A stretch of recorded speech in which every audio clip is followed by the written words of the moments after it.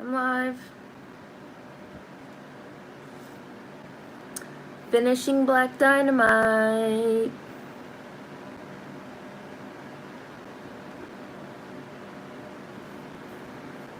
We're gonna finish Black Dynamite, and then next week we're gonna start Umbrella Academy.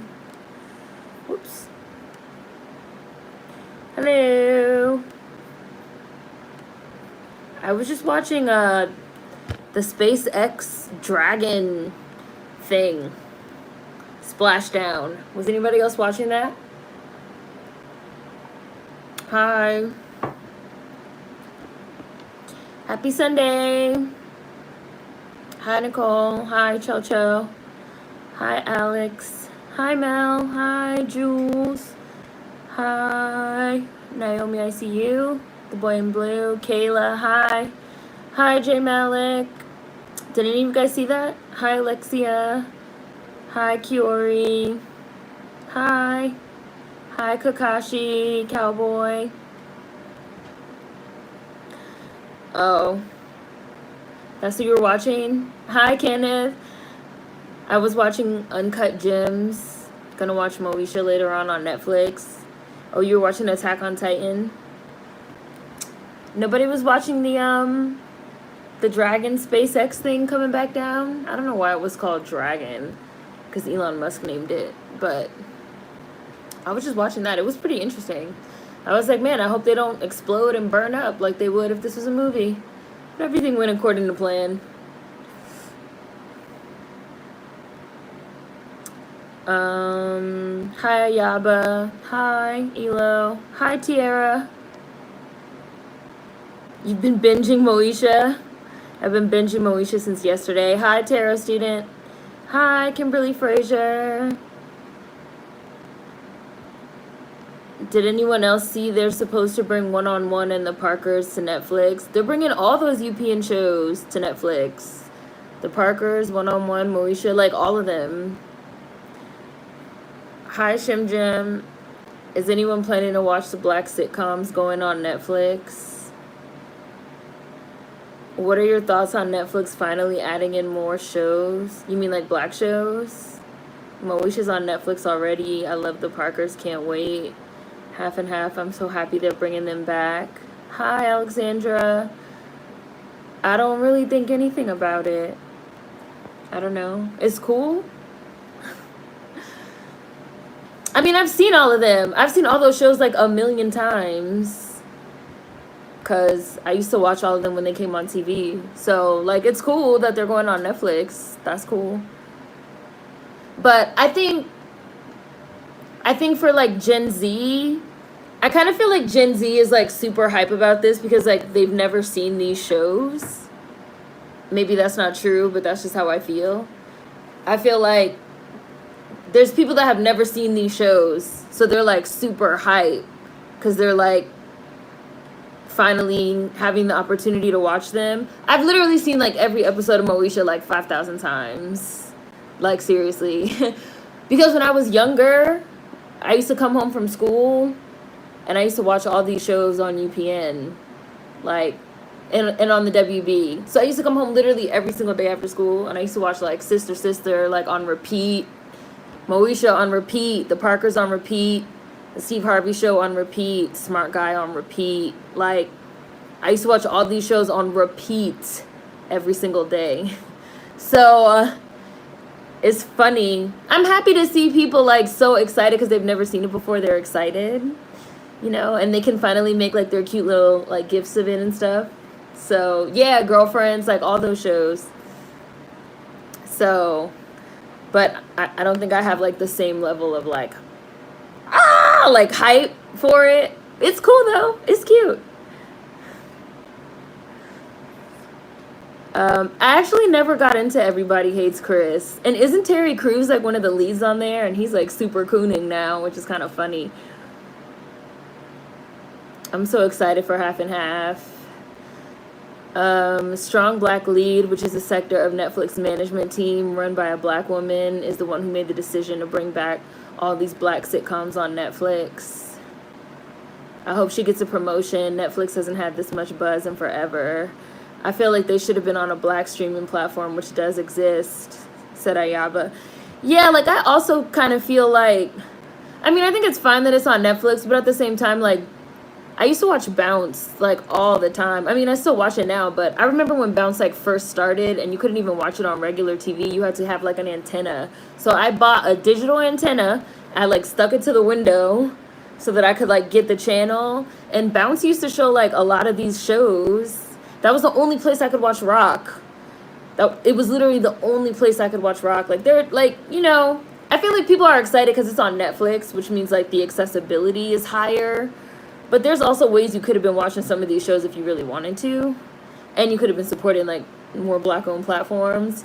But that's not to, like, undermine the excitement of people that are happy that it's coming to Netflix. Hi, Warren. I had a relative theorize that this is Netflix's attempt to prove they're not racist because of Monique's lawsuit. Everybody Hates Chris has been free on CW Seed for ages. Right, like, some of these shows have been around if you wanted to watch them. Also, The Game, I think all the seasons. Hi, Keep Making. Yeah, it makes me happy that I have easier access to it now. Hi, Marcus. Absolutely, these were the post-homework shows, right? These were the primetime, like, 3 to 6 p.m. shows, especially since they were only 30 minutes, so you could watch, like, a whole bunch of them. I used to watch Charmed. I used to watch Moesha, Sister, like, all these shows came in, like, this 3 to 6 block, and they used to, like, rotate. Terry Crews, that man is lost. I'm skipping Everybody Hates Chris because of Cruz, but if anyone wanted to know, it is on CW Seed. I hope they have My Wife and Kids on Netflix. Terry Crews has ruined Everybody Hates Chris for me because I love Julius and Rochelle. Hi, Tim. I used to watch Bounce at my dad's house. Hi, World Lover. We're finishing Black Dynamite. Last 4 episodes of Black Dynamite, but I have not started yet.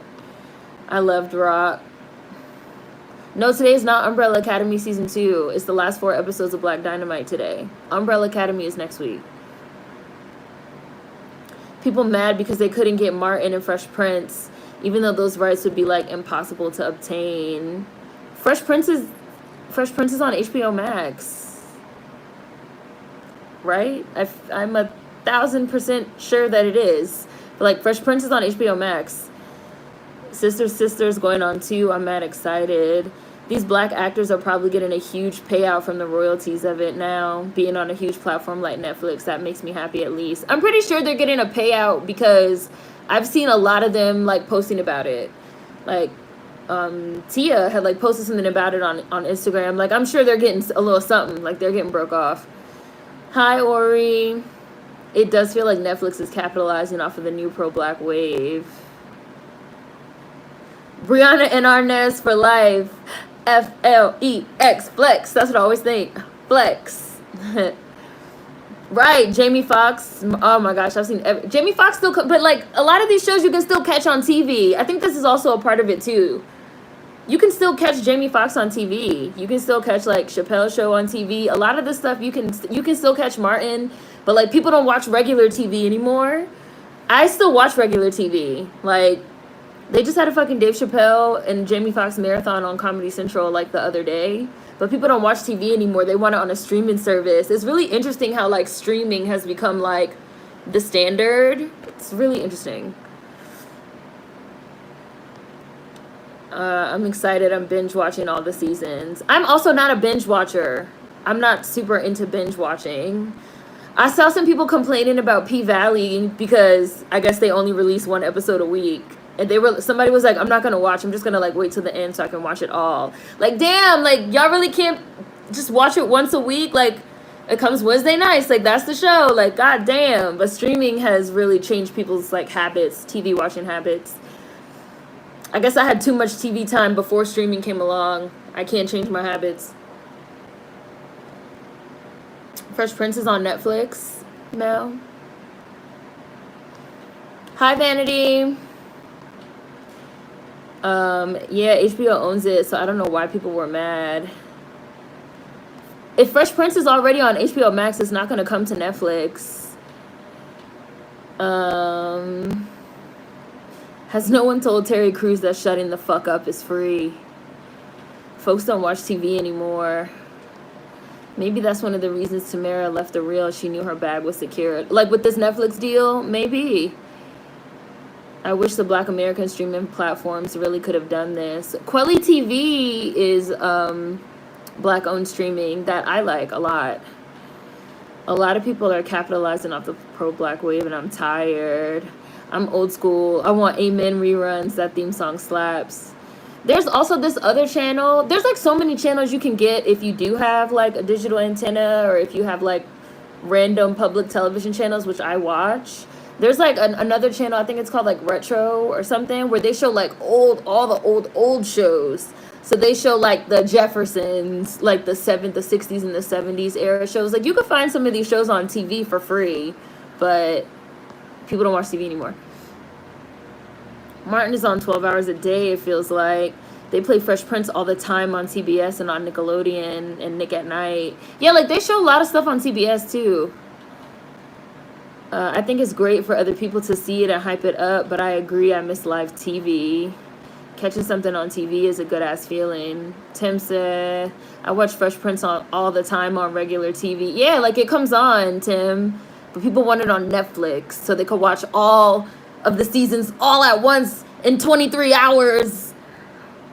People hate once a week. Streaming and binge watching has become the norm. I can only binge a couple of episodes at a time. Streaming has made people impatient and demand instant gratification. Yes, exactly, Nicole. I like the once a week thing. It gives me something to add to my schedule and look forward to.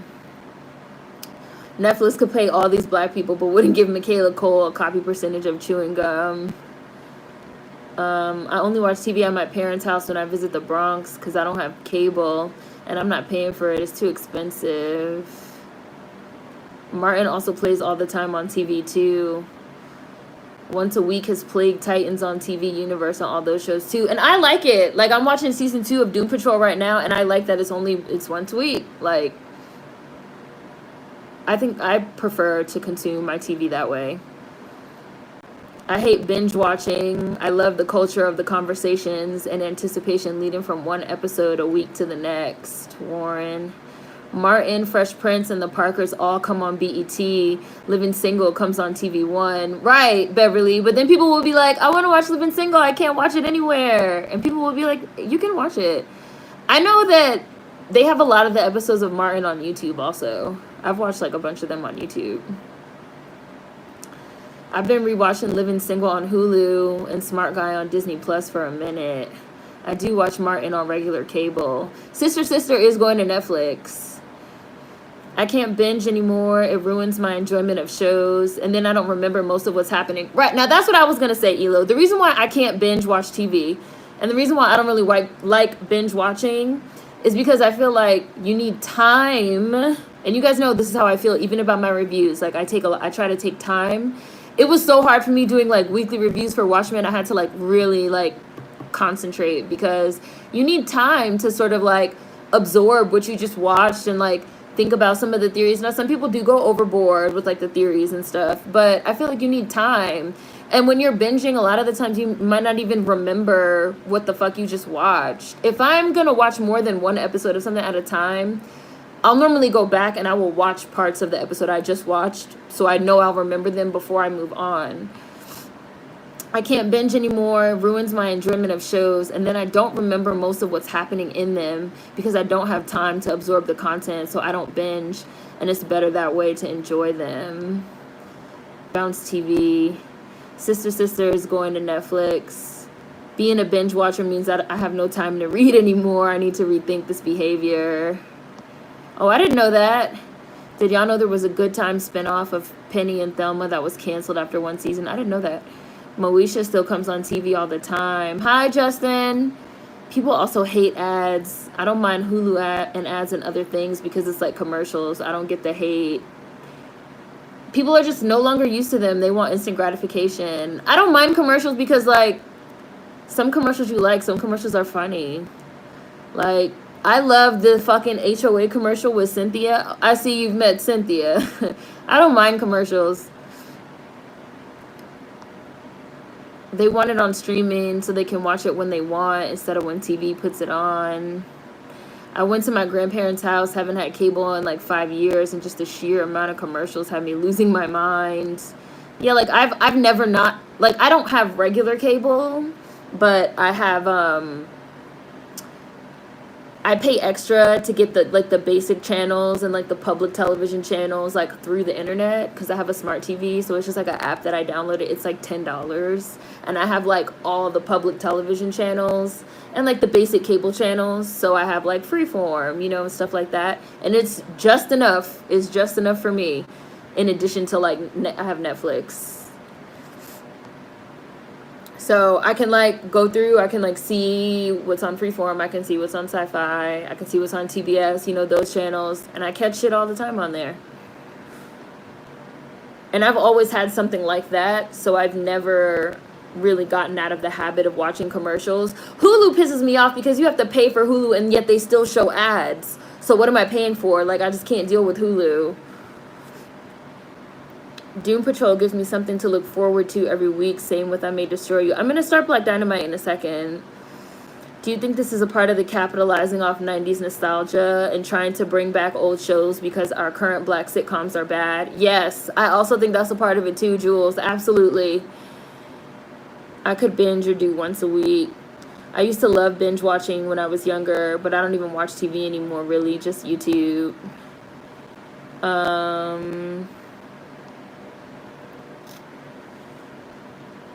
Yeah.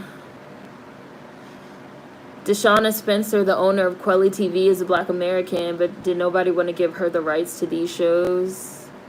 I also think streaming gives more people more control over which episodes they watch. The binge of Netflix shows is annoying because the spoilers be online so fast. Like, damn, now I don't want to watch because Instagram ruined it. It definitely seems like there's a rush to just, like, rush through the show. Or, like, rush through the whole season. Like, rush, so you can, like, be the first one to be online with the spoilers and shit. That's, like, that spoiler culture. And, like, I want to have all these theories. And I want to be digging all into it and ruin it for everybody. Which I fucking hate. I also feel like binge culture is having the effect of making seasons of television slower. Like, less in number. Because if someone's going to sit there and, like, watch the whole season in one go, it can't have too many episodes. So now you have, like, shows that only have, like, 10 episodes, 8 episodes. Supernatural used to have, like, 23 fucking episodes, and all of them were an hour, like, but you can't watch. It's so hard to binge Supernatural. You really have to do, like, I've tried to, like, binge Supernatural, and because I love the show, like, I can. There's, like, some things I've been able to binge. I've been binge watching Pose, but, like, two episodes at a time and then a break. And then, like, maybe 2 more and then a break. I have to take breaks. I love binge watching. You just have to watch a show more than once all the way through. I do feel like if you binge, you can miss stuff. I feel like I and other people just want to know what's going on all the time. Hi, Alien Baby. The weekly episodes also help build up hype like there was with Euphoria, which I find fun to participate in. Hi, Janae. We can't wait. I be forgetting that shit. That's why I've taken to briefly pausing between episodes to record myself talking about it. To me, it's almost like when you eat your food, and I'm guilty of this because, like, I love food, and I have a problem with eating my food really fast. So I have to remind myself to, like, slow down, because I'll be like, I wolfed the food down, it tastes so good, and then I wish I ate it slower, like, damn, I didn't even, like, it tasted so delicious, and I just, like, wolfed it down, but now I wish I ate it slower and took my time. It's like that same type of appetite, I feel. Let me get ready to start Black Dynamite, because we've already been on almost 20 minutes. Definitely, I feel like this is going to be a catalyst for a lot of black shows to get reboots and see if people still want to watch them. I'm definitely smelling a Moesha and the Parkers reboot. TV One plays a lot of old black shows too. Good Times, Jefferson's Living Single, Martin, etc. I'm like, how have people not seen these things? Do they not have parents who always control the remote? It's because they're not watching, like, they're not watching TV One. They're not watching, like, BET. They're not watching for these shows. They just, like, get on and they just, like, open Netflix, open Amazon Prime, Hulu. They just, like, click the button. So they just, like, want it there. Like, one click away type shit. Commercials show me interesting shit sometimes. I've tried food and restaurants based on what I've seen in commercials. I mean, they are advertisements. Like, sometimes you want to see them. I learned about new content and shows, etc. through commercials. I like the She Shed commercial. Somebody burned down my she shed. Nobody burned down your she shed, Cheryl. That commercial's fucking funny. Black Dynamite, yeah. Plus Hulu repeats the same ads OD. Binge culture has killed some shows because there is no social media conversation past the first week of release. You gotta give a show time to breathe. What? Hulu having ads just makes no sense. This is think piece culture. For real, as a courtesy, people should wait at least 2 weeks before giving spoilers. I'm about to get ready to start Black Dynamite episode 7. We're doing 7, 8, 9, and 10 today, so that we can finish out and then start Umbrella Academy next week. Season 2. Getting ready to start episode 7. My thing is plugged in.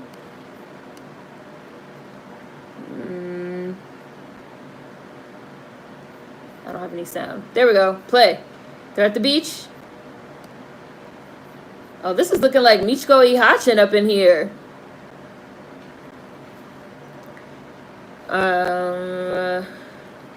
I typically do it to get ahead of spoilers, so I binge, especially if the show is popular. Binging Supernatural is hard.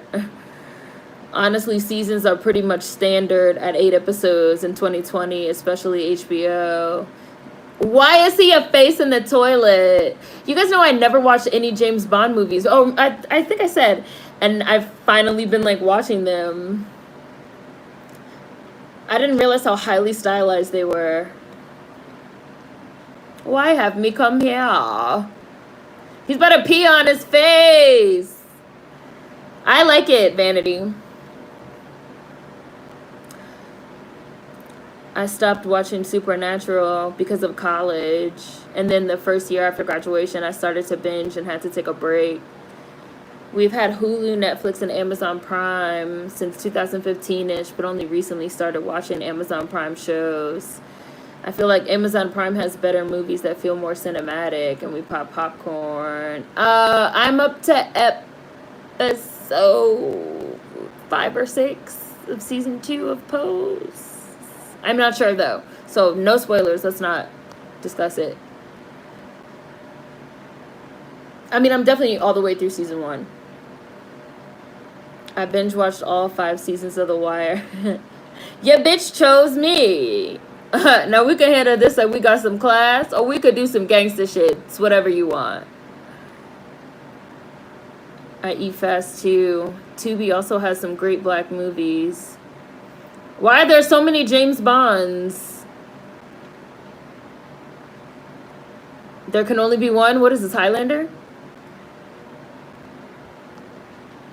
I guess for me, I was already binge watching back in the day because I used to buy season box sets and binge watch the DVDs. Watching episode 7. Only reason I want to reboot sequel series of Moesha is because it ended on a cliffhanger. What happened to Miles? And who was pregnant? They never said. One-on-One ended on a cliffhanger I hated. I'm on season 5 of Supernatural. I'm tired. Oh, you have a long way to go. I admit Hulu's ads suck. Hulu releases their shows weekly. Apocalypse this. Flashbacks are forever. I was watching a history of Blockbuster last night on YouTube. I was like, damn, this used to be the place. Now it's extinct. Some commercials are really good these days. They'll have a whole dramatic storyline with cinematic orchestra for laundry detergent. I feel like releasing 2 to 3 episodes at a time could be good. You can get a little binge without sacrificing the benefit of episodic content. Yeah. I love the weekly episodic nature of shows such as The Flash and Pose. I watched weekly. I like that way. I don't mind waiting. No, I did not change my Patreon, Tim. I haven't done anything to Patreon. My Patreon is still there.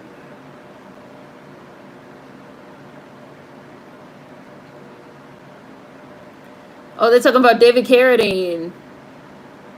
And yeah, we all know how David Carradine died.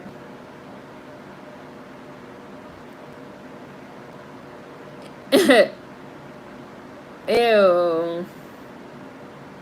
Please take these baby back ribs back.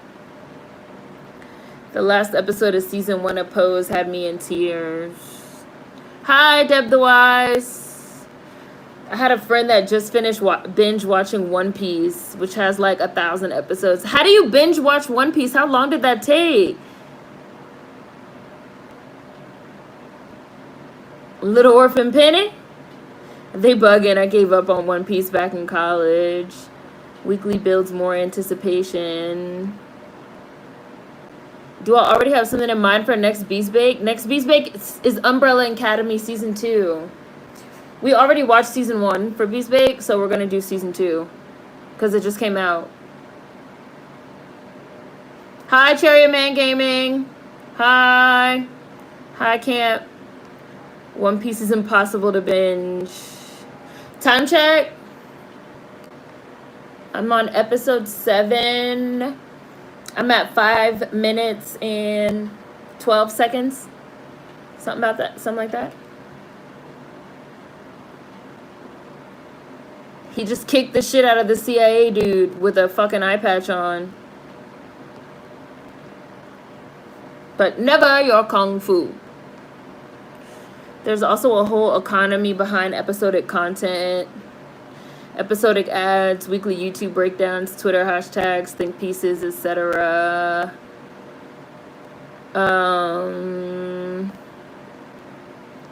Hi, Shady Saint.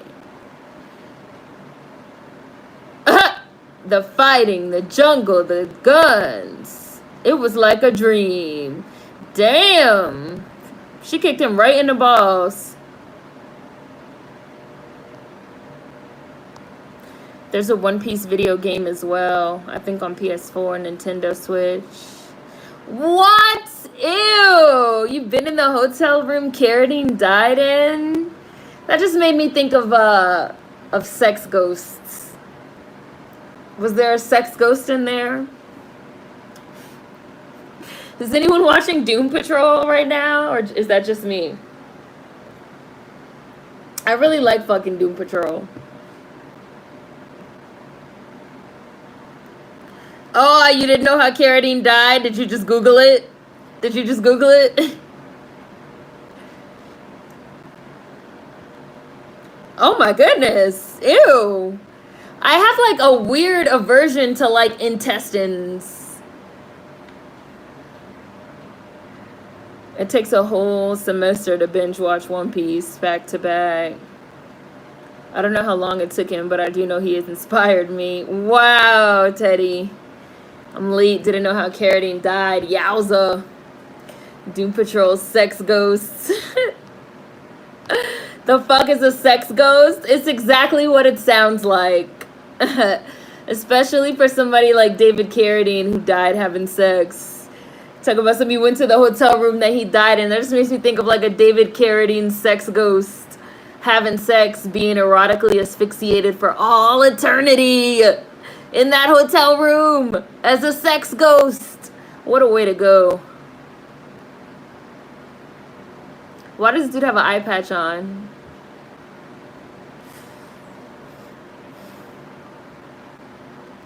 Hi, Roderick.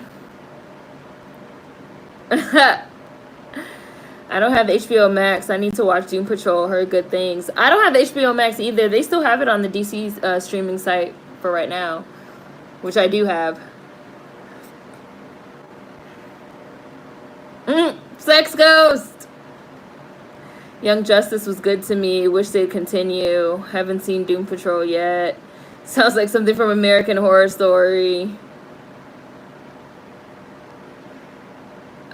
Oh. Ha. Oh, never mind. I was logged in a different email. Yeah. It's okay, Tim. Google's really weird. Sex ghosts. are actual ghosts.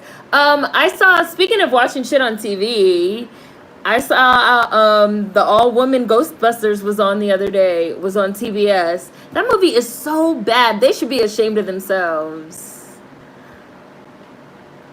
And it was just so cheesy and corny. While I was looking at it, I was like, the ghosts in Doom Patrol look better than this. The fucking sex ghosts, which are like a joke, look fucking better than this shit. Dun, dun, dun, dun. I've also finally been watching Star Wars. So Cream Corn's hair grew back from the bad perm awfully fast. I'm mad Swamp Thing wasn't renewed for season 2. Well, it's being moved to HBO Max, so there's like a chance that it might be renewed for season 2 on HBO Max. You know how all this like shit is weird when you're like, when you have like shows like jumping around. Like they canceled The Expanse, but then they brought it back on Amazon Prime. Fucking 3 years later, whatever the fuck, however long it was. If you have the HBO subscription, you should be able to get it. My HBO Max trial expires in a week. Need to catch up on I May Destroy You and Studio Ghibli movies. Hi, Chassis. I've not seen any of the Ghostbusters. I mean, the original one is like really funny, Xavier. Black Dynamite! Oh. This ain't no flashback. Like,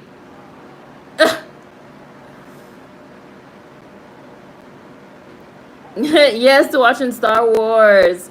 I never saw the prequels. I never saw any of them. The original ones I saw, but not since I was like a little kid, because like my mother loves them. So it was kind of like I was watching them for the first time, only with like very loose knowledge of what happens. So, but I'm not watching none of these newer ones. I'm not gonna watch them. I'm just gonna like stop at episode 6, I guess. I've never seen Doom Patrol. Now I have to see it. How am I liking Star Wars? So I didn't know that like Yoda and like Jabba the Hutt and them were like puppets. They were like Jim Henson like puppets. I did not know that. So I'm watching it, and in the second one when like Yoda pops up, I'm like, man, is that fucking Grover from Sesame Street? Which it totally is. Frank Oz. And there's a lot of shit in there that kind of looks like Dark Crystal and Labyrinth. And like in the second one, there's like a whole musical number of them like singing. So that was like unexpected. It was like a little bit sillier and quirkier than I thought it was going to be. Which maybe sounds like shady or something, but I mean that in a good way. Ah, look at the snake! Oh my gosh, it ate Black Dynamite! Ew, he blew it up from the inside. Nothing like a good old grenade to have handy when you're getting swallowed by a giant anaconda. BD!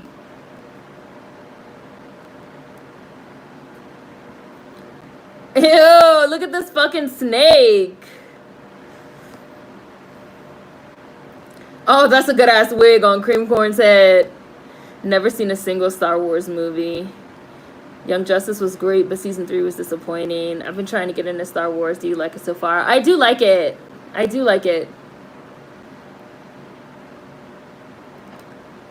They need to bring Underground back. Right? I started watching Man in High Castle on Amazon Prime. It's really good. Black Dynamite got PTSD.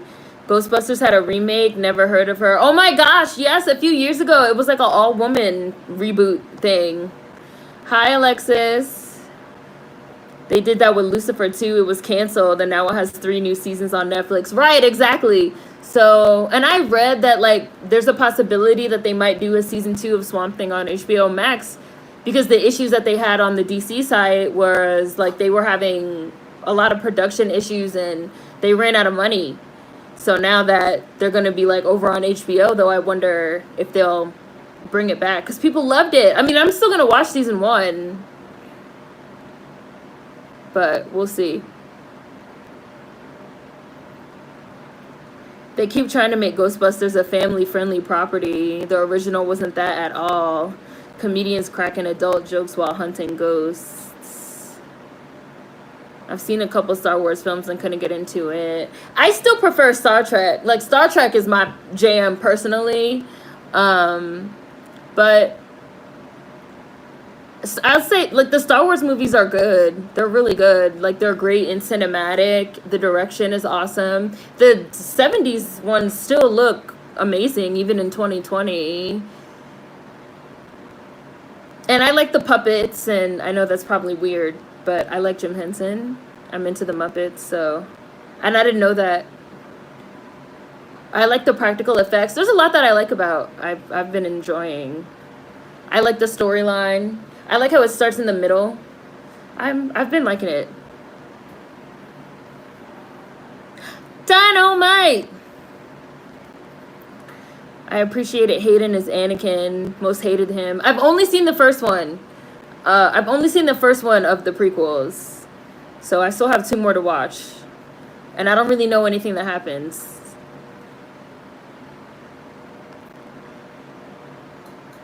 This is like cannibalism. The prequels are honestly better than the Disney ones. I haven't seen Doom Patrol either. Have to check it out. It's like X-Men with the Phoenix storyline.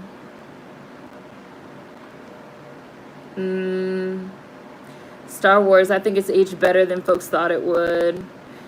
My brother loves Star Wars and Star Trek. Both are a no for me. My mother loves Star Wars and Star Trek. And she tried to get me into both, but I always liked Star Trek more. So she didn't make me watch the prequels, but she did make me watch the originals.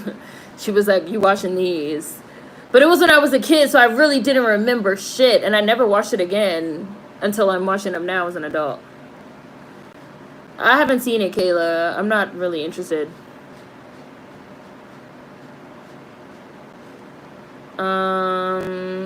The Mandalorian was good too. I have not seen The Mandalorian.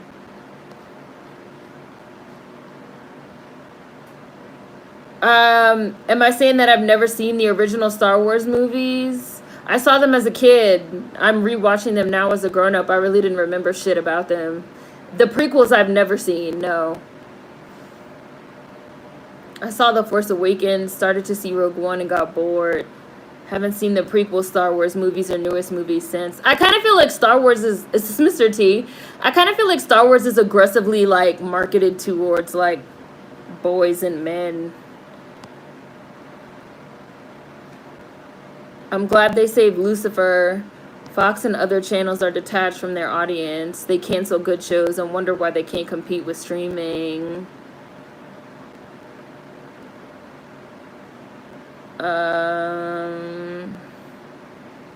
It's really hilarious how much people drag the prequels and now everyone's suddenly like, I always liked them.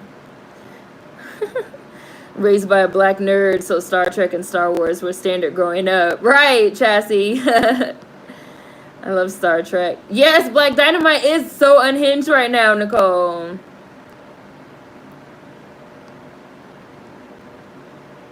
Where did, like, Mr. T is hilarious here.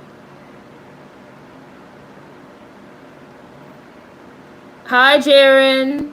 Underground was getting too real. That's why they canceled it. Clone Wars is where it's at. I'm planning on watching the Clone Wars too. I've never seen that either.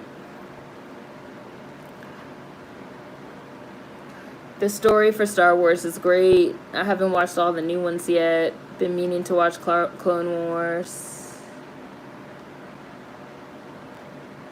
That sweet, that tangy barbecue sauce. Thought he was gonna say gushy stuff.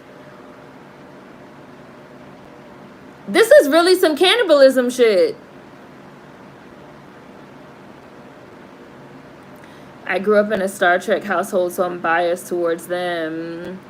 I love Ghostbusters back in the day. I appreciated Natalie Portman too.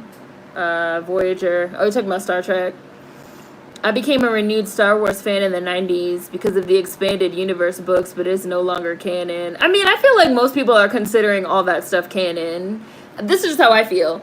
I feel like most people are considering all that stuff canon, and people are like not accepting these newer movies. Because I feel like the newer movies are a retcon, and I kind of feel like people take or leave retcons all the time. Like, it's plenty of people that act like motherfucking New 52 does not exist. They're like, huh, what? What? I've never heard of it. I don't know her.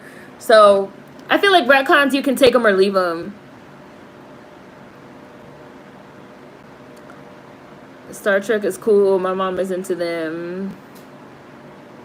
The original cuts of the original Star Wars trilogy are extremely hard to find, since George Lucas kept making CGI edits with anniversary releases.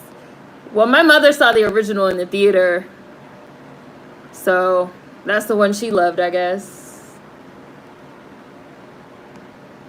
The clothes is seasoning, Nicole.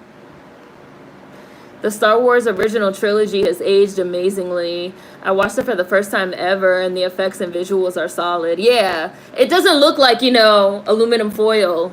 Like, sometimes, because you guys know, like, I love Twilight Zone. Sometimes I watch Twilight Zone, and I'm like, woo, that's aluminum foil and spray-painted cardboard right there. And Star Trek, Chris Pine did what he had to do. Oh, you never seen Indiana Jones? I watched the Indiana Jones. They were giving a marathon the other day on, was it TBS? On one of them channels, they showed all of them. And I watched all of them.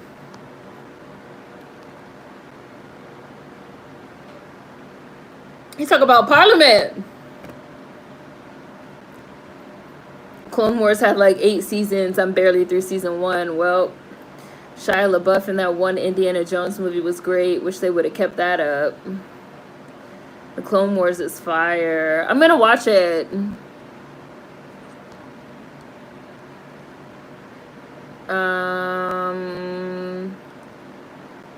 Oh, the barbecue sauce is gone. Cream corn is out here killing folks. You've never seen the Nolan Batman trilogy, Roderick? You've never seen The Dark Knight?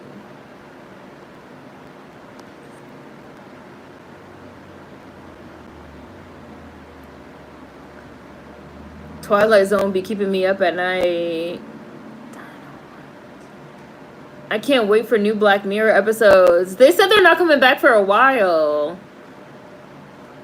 They always have them on somewhere. I just never got into Indiana Jones. I may watch someday.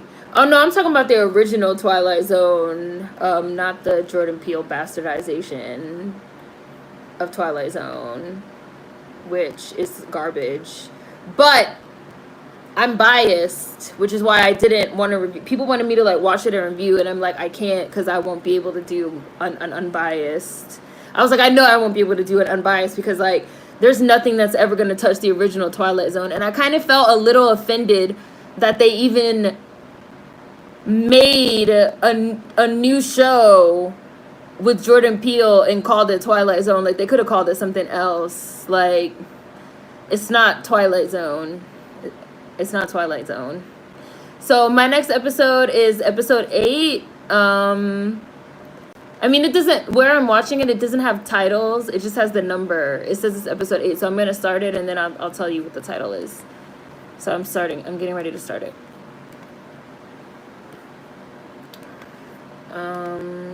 Let's see. Start.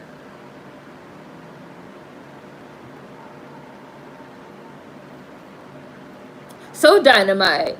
Right, Vanity. The Rod Sterling Twilight Zone is the only Twilight Zone. Like, if Rod Sterling is not writing and attached, it's not Twilight Zone. It's not Twilight Zone. Like, call it something else. Like, call it Jordan Peele's Weird Zone or something. Like, don't call it Twilight Zone, because it's not Twilight Zone.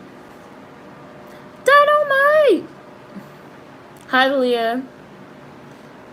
Okay, so this episode... So the one I just watched was like Mike Tyson in Vietnam. This one is Honky Kong or White Apes Can't Jump.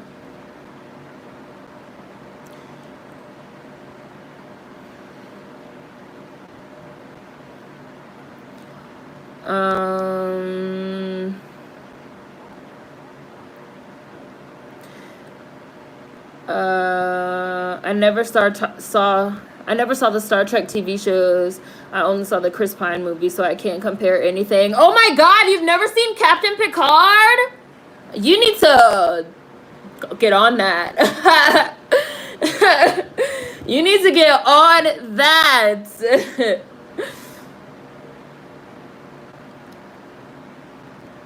I do like Indiana Jones. Black Mirror isn't coming back for a while because the writer, Charlie, feels like it's like inappropriate. He said he feels like the times that we're in right now are like fucked up enough that he doesn't feel comfortable thinking up imaginary, fictitious, fucked up situations right now, which I can respect. It's dark as hell in here. The Empire Strikes Back is the perfect sequel. Right, Nicole, the creator said the world is too messed up right now for another Black Mirror season. Watch the Cartoon Network Clone Wars. That was crazy, and you could watch it for free. Black Mirror is so good, but yeah, I think Black Mirror needs to lay low. We good right now. We're living in Black Mirror. The Rod Sterling. Whoa! It's a white ape. It's a white ape from fucking John Carter of Mars. That's something else that I keep thinking while I'm watching Star Wars. That a lot of the shit reminds me of a Princess of Mars. Like, so much shit reminds me of Barsoom. I just put on fucking Instagram earlier today that Tatooine is fucking Barsoom. Like, and Leia's like fucking slave girl outfit is like, I was like, she looks like a Princess of Mars. She looks like Deja. And so then I Googled it, and of course, George Lucas was like heavily inspired by Princess of Mars by Edgar Burroughs. Just like in a Princess of Mars, like your father, like your leader, your trainer, is called your Jedak. And then in like Star Wars, they're like the Jedi. And like your little person in a Princess of Mars is like a Padwar. And in Star Wars, it's like a Padawan. So it's kind of funny. All those scenes because I watched the first prequel. So all those scenes in like Tatooine, like the marketplace and like the pod race and all that stuff, I was like, man, this shit reminds me of Barsoom. And white apes are from Barsoom. But Edgar Burroughs wrote that shit in like 1917, so it's been extremely influential. You can Google Star Wars, A Princess of Mars, or John Carter, and there's like a lot of like little articles and like lists out there that of the comparisons. They also got Sith. I didn't know this, but they also got Sith from Princess of Mars too. The word Sith. We're watching Black Dynamite. I'm watching Honky Kong, aka the White Ape.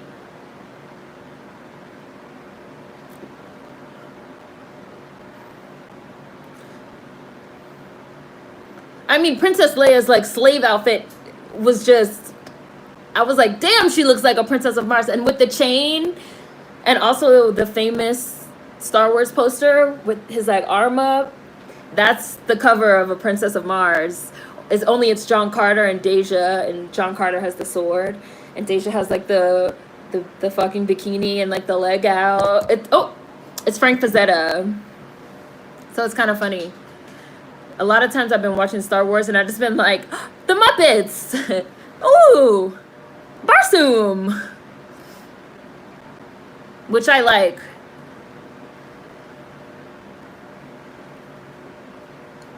In your face! I remember the Twilight Zone marathons on New Year's Eve. I also don't have episode titles, just numbers. Twilight Zone is very atmospheric. That's what makes the original series so good. When you watch the OG Twilight Zone, you see how much it influenced sci-fi today. I feel like Black Mirror is a great example of inspiration of Twilight Zone. Me too, Nicole. The black and white Twilight Zone is the one my mother watches. Anything else she doesn't care for. The black and white is the classic. Oh, I said Mike Tyson. Yeah, duh, Mr. T. I need to see Star Trek, the series first. I skipped the movies. I was the hipster alternative nerd. So instead of Twilight Zone, I watched Outer Limits. Instead of SNL, I watched Mad TV. Why not both? Twilight Zone New Year's Day is basically a tradition. Picard is the one I grew up with. Me too. Best captain of all time, Picard or Kirk. That's so hard! I hate when people ask me that. Because I love James Tiberius Kirk, but like Picard, like Captain Picard.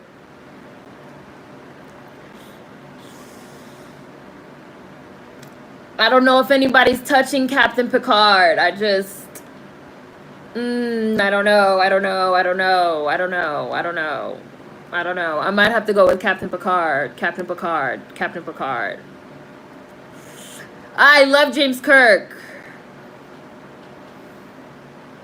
And I still think that first new Star Trek movie is a wonderful film, and it has a perfect opening with fucking Thor playing his father and the fucking main character from Once Upon a Time as his mom, and they're fucking being attacked, and she's having the baby, and she's like, Jim, you should be here. Oh, every time I watch it, I'm just like, Jim, you should be there. Thor, you should be there. And then, oh, sorry. You see, I got excited. I got too excited. Now I'm gonna have to watch Star Trek after this. Like, Star Trek is my shit. And I know people feel the same way about Star Wars that I feel about Star Trek. So. Damn, she slapped the shit out of him.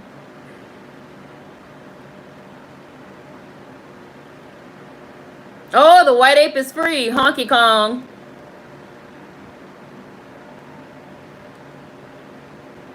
Hi, Richie.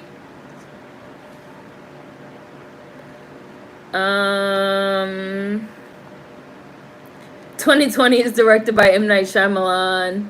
The scariest episode of Twilight Zone is the one about the mannequins. It scares me to this day. That one is scary. I think that one's, what is that one called? Like the After Hours or something like that? The mannequins in the mall. Damn, those drugs knocked out a giant ass gorilla. Black Dynamite! Richie. Didn't know that. That's interesting. We're watching Black Dynamite. I'm watching Honky Kong. Kirk is the OG, but I have to give it to Picard. That's how I feel, Chassie. George Lucas was inspired by everything at this point. Time Enough at Last is my favorite episode of Twilight Zone. That's a classic. I like The Midnight Sun. That one's really good. I like Eye of the Beholder. I like The Masks. I think that's what it's called, The Masks. When it's New Year's in Mardi Gras and they put the masks on. I love that one. I love The Lateness of the Hour with the robots. I love Twilight Zone. That's my shit.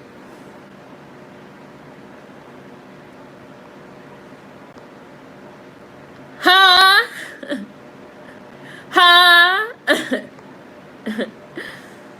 I'm grateful to George Lucas for introducing me to Metropolis. I'm totally into steampunk and cyberpunk, sorry, because of Metropolis. You're schooling me, Seren. I didn't know about the Princess of Mars influences in Star Wars. I love John Carter of Mars. Like, I love a Princess of Mars. Like, so I'm like a little stan.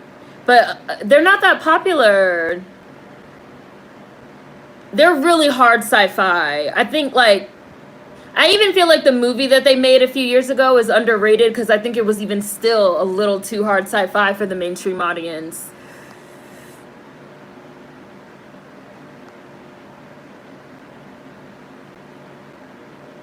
Huh?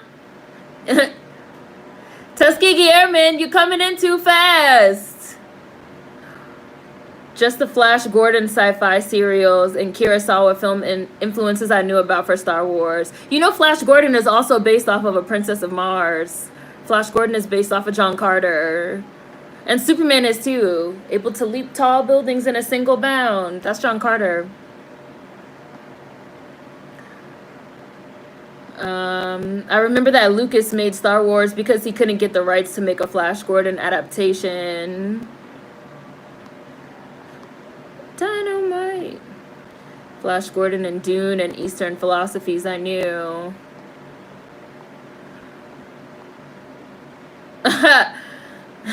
Nicole. A white monkey that's gone ape. I'm Taki Tina, and I'm gonna get you. The Monsters Are Due on Maple Street is a classic. The other one with the fucking monster, that's the little boy that fucking disappears people to the fucking cornfield. What is the other one? Terror at 10,000 feet or whatever it is. Classic about the motherfucking monster out on the airplane wing. Twilight Zone has been so influential. Oh, look, see, Chris, Monsters Are Due on Maple Street is the creepiest for me. Y'all little orphans need to repress what you just saw. I like the one with the fortune teller telling the couple they couldn't leave the town. Yes, John Carter was ahead of its time, The Boy in Blue. So far ahead of its time. It makes no sense how ahead of its time it was.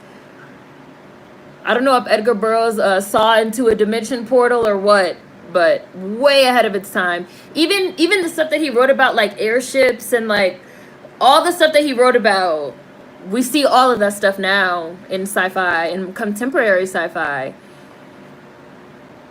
And also in A Princess of Mars, he talked about like mile-high cities above the clouds, all this, like all these, so many things. The episode about the doppelganger in the train station gives me the chills. Oh, I love that episode, Francesca. That's a great mystery. Love it. Of course, you know Princess of Mars will be on my Kindle ASAP. Keep giving me suggestions. John Carter was way ahead of its time. Hi, Alex. We're watching Black Dynamite. Yeah, it did. I think the John Carter Mars movie flopped because they didn't market it as that. They just called it John Carter. Speaking of, didn't that movie drop like 10 years ago? Yeah, it's been a while now. Child Services.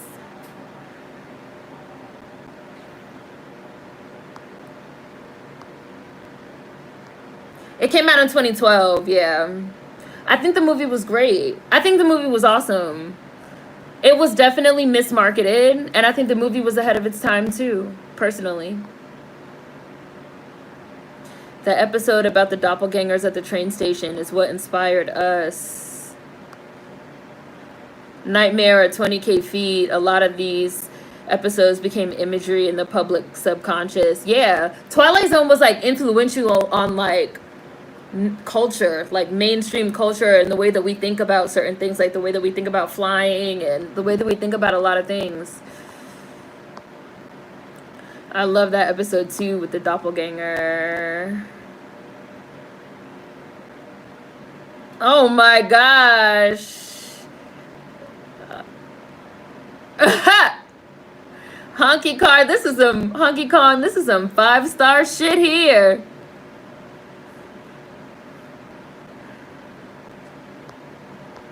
Oh my goodness. White apes. Woo! Oh my gosh, just like a big ass wolf.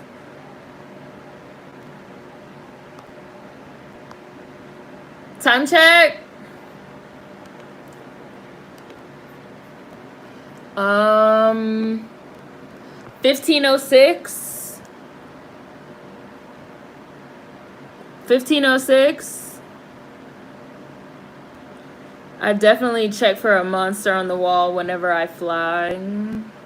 I just watched John Carter the other day, and it's great. It looks amazing. The effects are amazing. Eating a white Wolverine, eating a white man. And it's really like, it's really influential. I also think that John Carter suffers from being like so influential, but the adaptation, like the film adaptation of it, came out at a point where things that were inspired by John Carter were better known than John Carter. So I know that when it came out, there was also a lot of people saying like, oh, it ripped off of this and it ripped off of that. And it was like, well, actually, all that stuff is based off of this.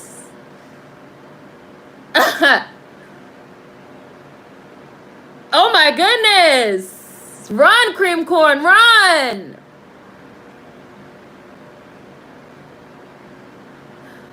Honeybee. Look at her confessing to White Ape. You are such a good listener.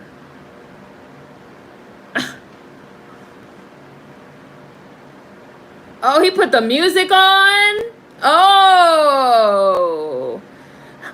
I'm mad he hit the switch and turned the candle down. Oh. What the hell? What are you doing?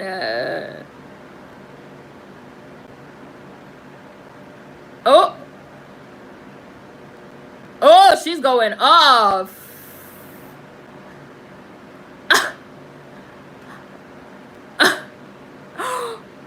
Damn, she's going off.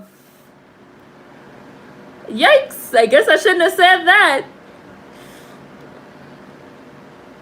Damn, she went the fuck off.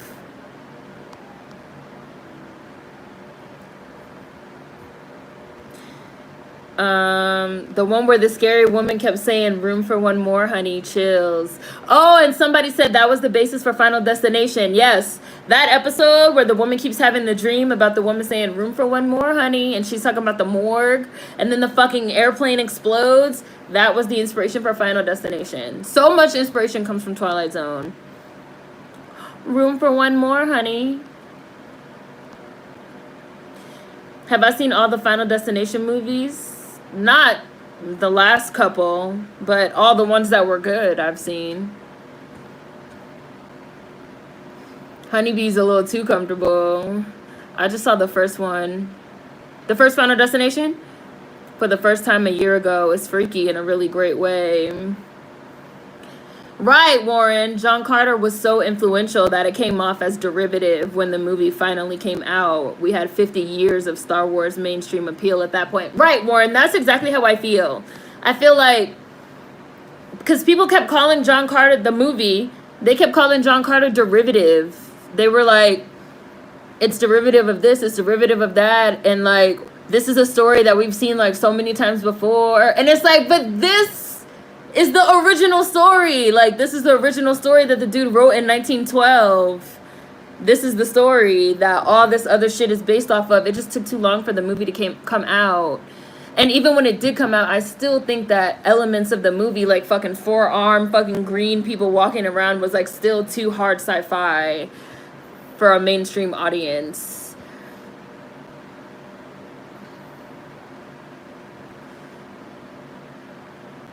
From Black Dynamite.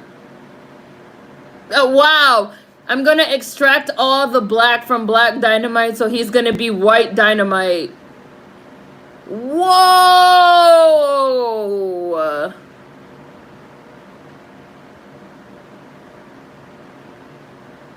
Wow. She going to save him. Because she ran in with the white ape chasing her.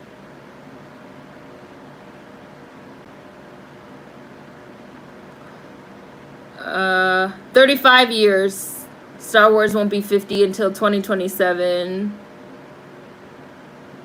Whoops. I saw the first 3 Final Destinations. I was rewatching that plane crash scene, and man, the first 2 Final Destinations were good. The last few were meh. I like the one that had Mary Elizabeth Winstead in it. I saw all of the Final Destination movies.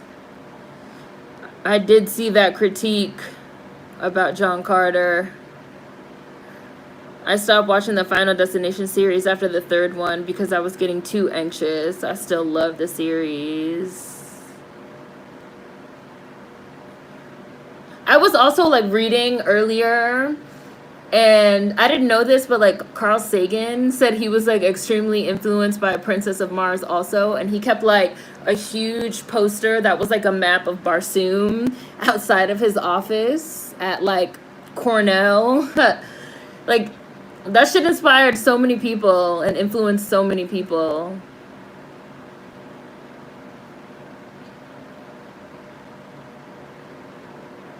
Who is watching The Orphans? Oh, right. Cream corn and this nut.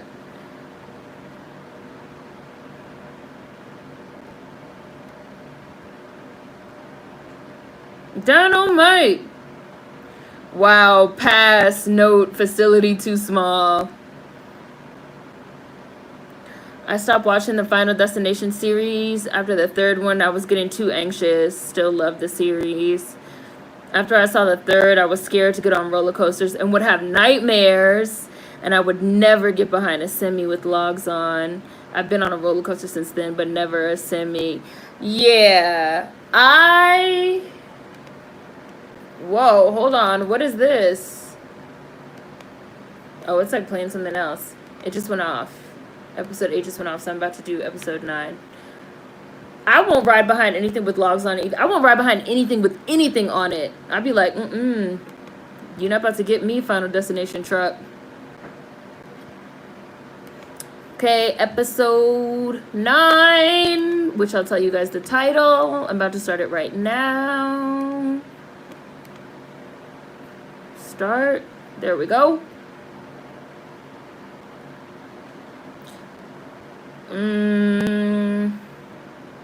That's honestly what makes me worried about Kindred ever getting a film show adaptation.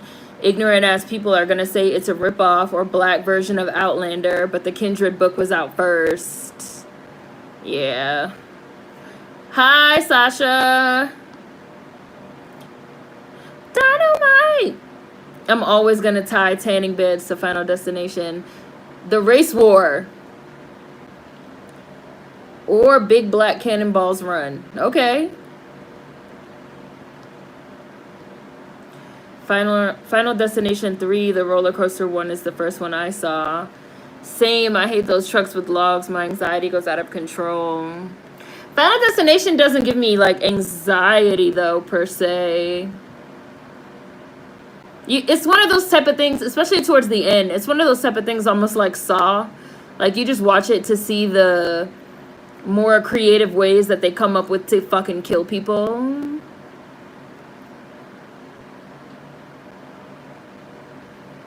The Race War. It's pretty funny. I thought Antebellum with Janelle Monáe was based on Kindred. I thought it looked like Kindred, but I never read anything that said that it was directly based off Kindred. I don't know. Some of you might know more than me, because I didn't know very much about, like, the background of Antebellum. Are they saying, like, based off of Antebellum, or, I mean, based off of Kindred?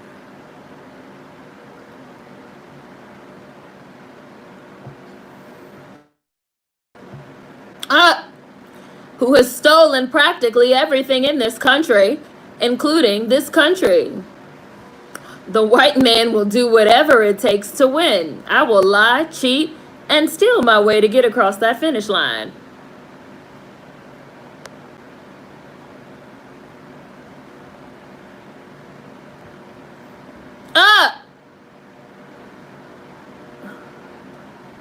Somebody needs to teach that racist cracker a lesson. This episode is definitely giving me a lot of Boondocks vibes. I don't know about y'all, but I'm drawing a blank.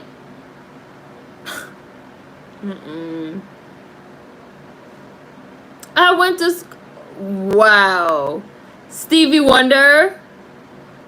A literal race. The problem is that not enough people know what came out first, which concept came out first. Tanning beds make me think of I Know What You Did Last Summer, too. Ooh, yeah. It's probably a toss-up for me between I Still Know What You Did Last Summer. They obviously got that idea in Final Destination. They obviously got it from I Still Know What You Did Last Summer. And I still know she gets out, but it's burning the shit out of her for a minute. I guess they decided to just, like, kill them all the way with that method. All the color racing. I'm perfectly fine throughout the movie, but then I'm walking down the street and boom, I would think of a random way to get off.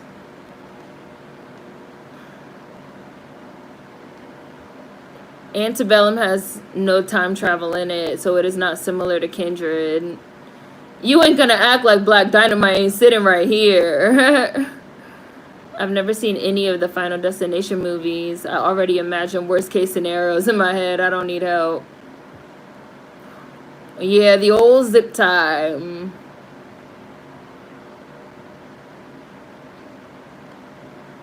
That tanning bed scene was wild. They probably haven't seen that movie, Chris. They probably haven't seen that movie. It's an old one.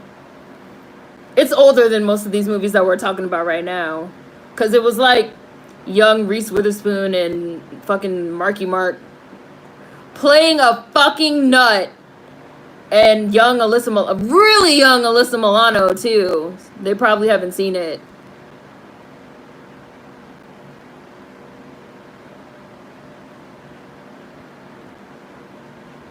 But when I think of that type of roller coaster ride, honestly, Fear isn't the first thing that comes to my mind. But He Got Game. When fucking Jesus and fucking Rosario Dawson are riding on that roller coaster.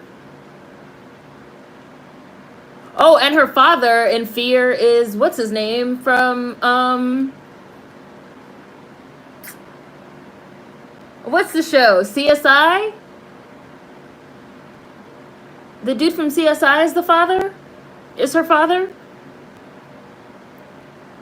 Dad! David's got the code. I remember being like, he said, don't give anyone the code, Reese Witherspoon.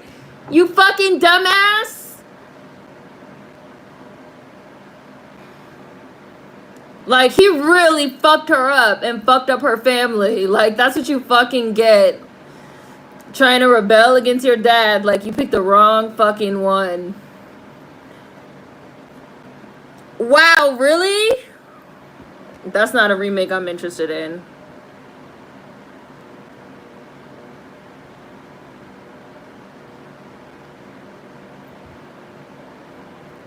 Fear is unsung. Fear is lit. He was insane. He was like really like, the movie was wild.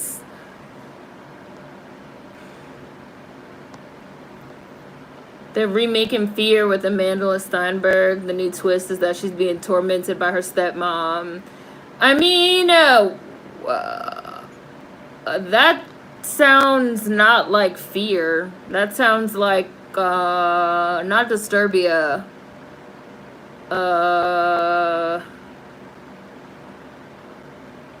Fright Night? What does that sound like? The whole point of Fear is supposed to be that it's the boyfriend. Making it the stepmom, totally, like, what? Fear went from 0 to 100 real quick. I remember when someone told me about watching Fear for the first time, I was shook. Fear and Freeway are my favorite Reese Witherspoon movies. Freeway's really good too. I like the end of it. The end is really good. It's always fun seeing Reese Witherspoon playing white trash, you know, because she is white trash, so. But, I mean, if I had to pick a favorite Reese Witherspoon, it would either be Legally Blonde.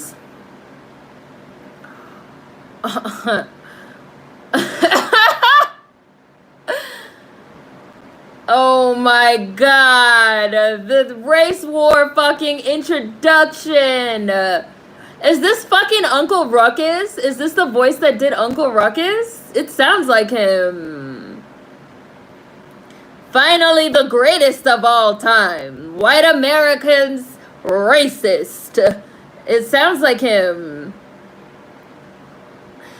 But yeah, my favorite Reese Witherspoon movie would probably either be Legally Blonde or maybe Cruel Intentions. I really like Sweet Home Alabama too, even though that movie is a trip. But I like when she fucking punched the fucking lady finally at the end, and she was like, nobody talks about my mama like that. I was like, finally, somebody should have been jabbed this bitch in the face. Murphy Brown, who always plays like the mean mother. So that I could build dramatic tension. Freeway's good too, though. And Fear is too. Fear sounds like a Lifetime movie. Oh my gosh, the doggy door scene in Fear. Mark Wahlberg was like really psychotic. And he was like really terrorizing the shit out of her and her family. And he raped Alyssa Milano in that movie too. And then he told Reese Witherspoon that Alyssa Milano came onto him. It was too much. I really love those 90s thrillers like Single White Female and Fear. Oh, the stepmom storyline makes it Lifetime movie-ish. Favorite Reese movies are Cruel Intentions or Legally Blonde. Yeah. It's literally about those weird psychological roots of enmity between a dad and his daughter's boyfriend. Cruel Intentions all day. Yeah, I've seen Election. Damn, they're really going overboard with this, huh? I love Disturbia. Election is the best movie of hers that I've seen. Legally Blonde, definitely. Sweet Home Alabama was good. Oh no, I don't know about Play Misty for Me. I do know about The Man in the Moon, which is like Reese Witherspoon as like a 10-year-old. The Man in the Moon is a really good movie too. It's really sad. Sasha, it's on Adult Swim, Cartoon Network. I'm watching it on like a random site. The Race War, aka Wacky Racist Races. Fear was wild as fuck. Saw Cruel Intentions for the first time last year and was shocked. What shocked you, Alexis? Play Misty for Me with Clint. My mom loves that. Who's in that? Reese Witherspoon? Is someone we're talking about in it? Oh, it's a stalker movie, like Fear. No, I've never seen it. The only Clint Eastwood movies that I've seen are the old westerns. The Older Sister and The Man in the Moon pissed me off. Why? It wasn't the older sister's fault. Reese was like being a little kid stalker. She had a crush on the dude, but the dude liked the sister. And she was so young. Like, he was way too old for her. It wasn't the sister's fault. And Reese took it so personal. I mean, I guess I could see why you didn't like the older sister because we're seeing it from Reese's perspective. But I remember being like, Reese, you're a little girl. You need to get over it, sweetie. And then the end, she felt so bad. Oh, okay. Black Dynamite. Can you dig it?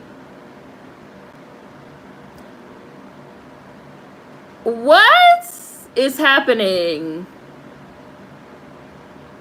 What am I watching? Is this the car talking? Knight Rider? Wow. Wow. That is so fucking funny. This show is fucking weird. Whose car is this?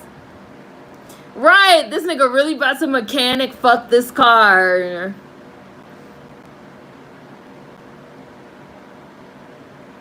Cruel Intentions was really good.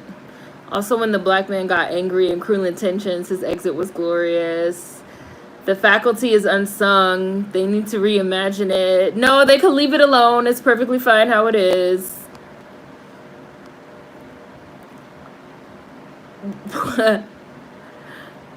Oh my god! He said if you're brown skin and you can swim well, you're a Mexican.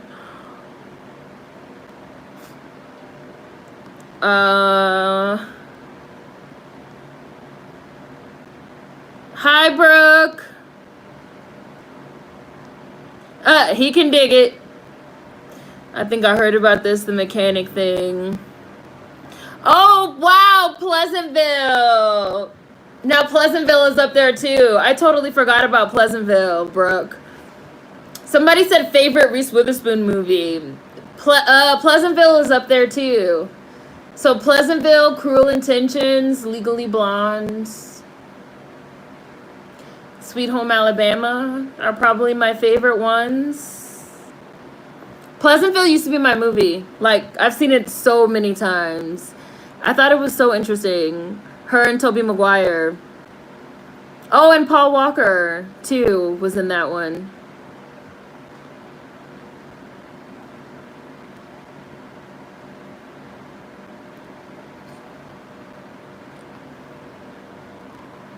I have not seen Big Little Lies.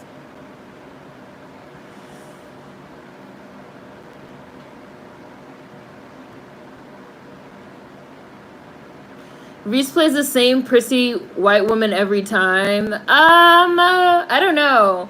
I haven't watched too much of her stuff, like, since she's gotten to a certain age. But I would say when Reese was young, she actually had, like, a lot of variety. She's been in, like, a lot of, like, different types of movies. I don't think she always plays, like in Freeway, she's, like, trash. And in Sweet Home Alabama, she's fucking trash. I'd say she plays trash more often than she plays prissy white girl.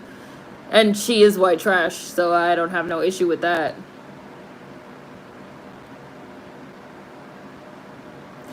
I don't know. I don't really have like a dog in the race of Reese Witherspoon and Meryl Streep playing the same quote unquote characters every time. I definitely disagree that I don't think Meryl Streep plays the same character every time. I think it's kind of become cool in recent years to like dislike Meryl Streep and to call her overrated, but Meryl Streep is a great actress. I don't know why that bothers people to say, but you know. I think that, like, somehow Meryl Streep got associated with Jennifer Lawrence and people, like, decided they hate Jennifer Lawrence. And now they, like, hate Meryl Streep by association. But Meryl Streep is, like, iconic. She's Amanda Priestley. Like, this fucking car is hilarious. That's all. Like, I mean,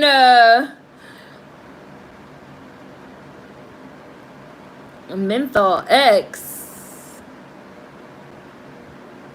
Where did the fucking car get all these pictures?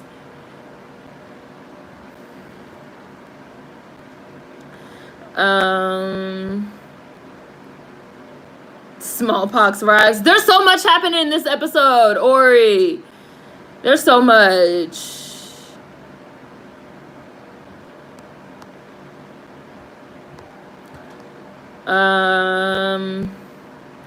Hollywood was like, how do we tell a story? Right, exactly. Brooke. I didn't know people didn't like Meryl. Meryl is a great actress. My mom loves her. She has good roles for sure, but I'm over it. What are you over? You just like over her face? I feel like Meryl just comes out, gives you a good ass performance, and then goes back to minding her business. If you don't know about Meryl, watch Doubt. I mean, I feel like Sophie's Choice. Sophie's Choice is a very old movie now, so probably like a lot of people haven't seen it. But Sophie's Choice, I feel like, is really the movie that made her a star, and she's great in it. Like, she's great in it. The scene where she has to, like, actually make the choice it's gut-wrenching. It's horrible. And she's so good. Oh my god, yes, Francesca. I loved Meryl Streep in Death's Become Her. I used to watch that movie once a day. Me and my cousin used to watch that movie every day. Meryl Streep and Goldie Hawn and Bruce Willis with hair. When they fucking shoot the bitches and they have the fucking hole. Oh my god. That's my movie. I love that movie. Dark, just a dark, pitch black comedy. Meryl was great as Julia Childs too. Julie and Julia. With Amy Adams, who was also in Doubt. I thought she was really good as Julia Childs too. She was so funny. She had all of Julia's little like mannerisms and affectations. Oh, and Stanley Tucci was her husband. And he was in Devil Wears Prada with her too. Devil Wears Prada. Oh, Devil Wears Prada, Howard, Devil Wears Prada, Mamma Mia, Doubt, and Death Becomes Her, the same character. And like in Mamma Mia is another really good example because in Mamma Mia, she's like a free spirit. I love Mamma Mia. Mamma Mia, here we go again. ABBA. The only Meryl Streep project that I've seen is Doubt. Meryl Streep is a really great actress and is really low-key. Maybe it annoys people that she is universally recognized as great. I do, however, agree that Viola Davis has her same training and skill and doesn't get the roles or recognition. Viola, Angie, yeah, I'm over the awards and praise. She's cool. I mean, like, I get that. Like, Viola Davis and Angela Bassett are obviously amazing, wonderful actresses that are underrated because they're black. But that doesn't mean that Meryl Streep is bad, because she's not. Like, it's kind of weird to be like, well, Viola Davis and Angela Bassett are great, so that means that Meryl Streep is terrible. That's not really, I don't know.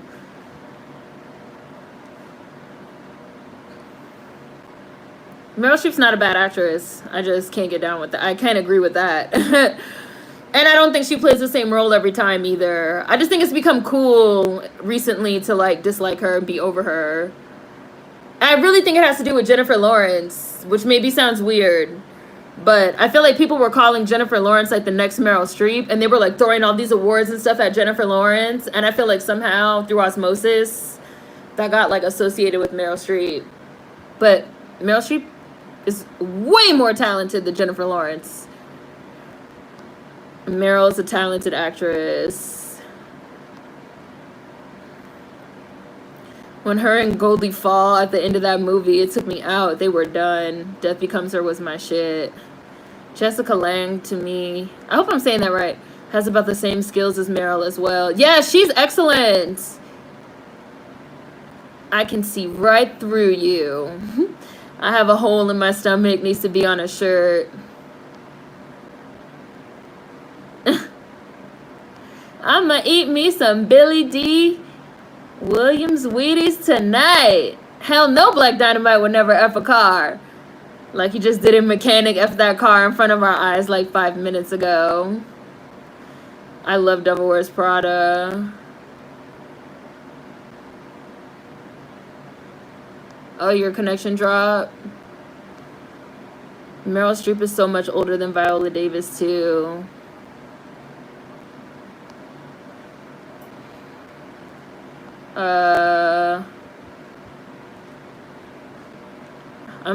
This one's giving me a thing for the next one, I think.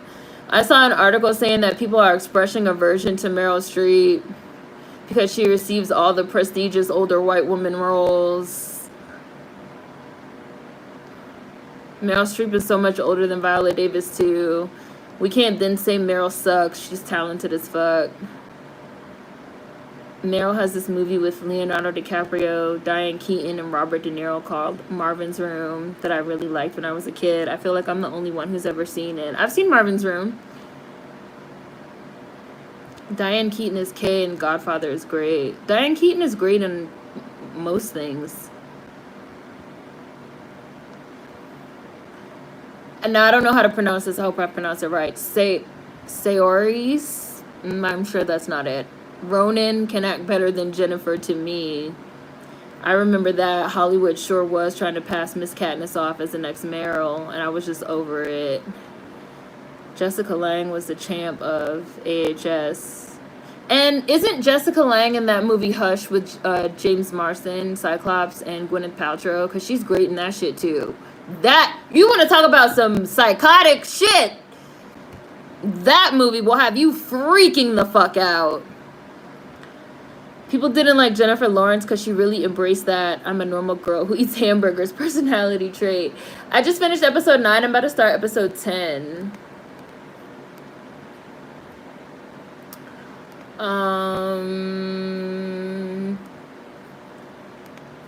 Which is the last one. Let's see.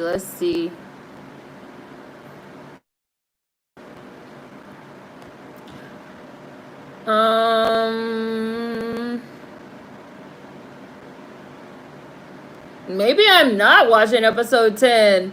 I hope I didn't skip an episode, but I'm gonna tell y'all.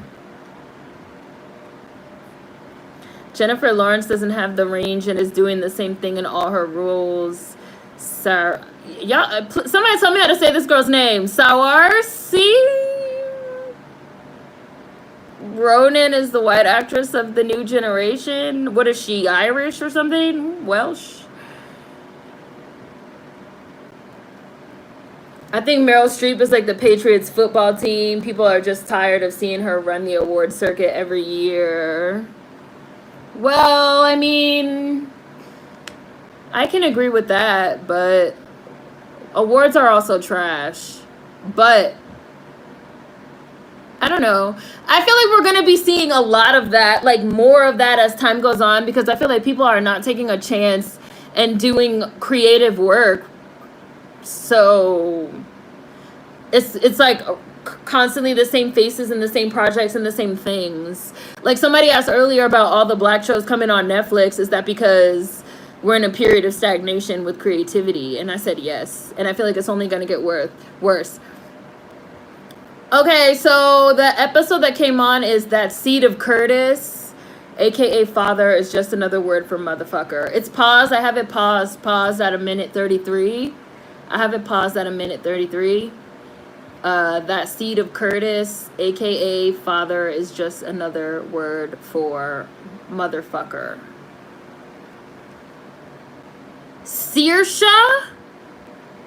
Never would have got that. Aaron. Never would have guessed that. Saoirse. How is it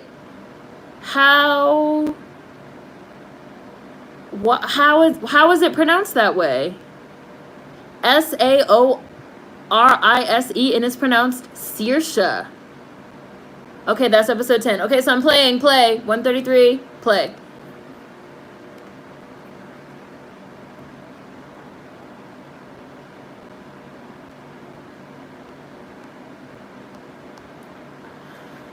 J-Law is a white feminist. Same way as Patricia Arquette, Amy Schumer, Taylor Swift, Emma Watson, etc. Everyone loved Jennifer at one point. They thought she was relatable. She really got into that. Emma Stone, Jennifer Lawrence, Margot Robbie are interchangeable to me. I think Margot Robbie can act better than Jennifer Lawrence and Emma Stone.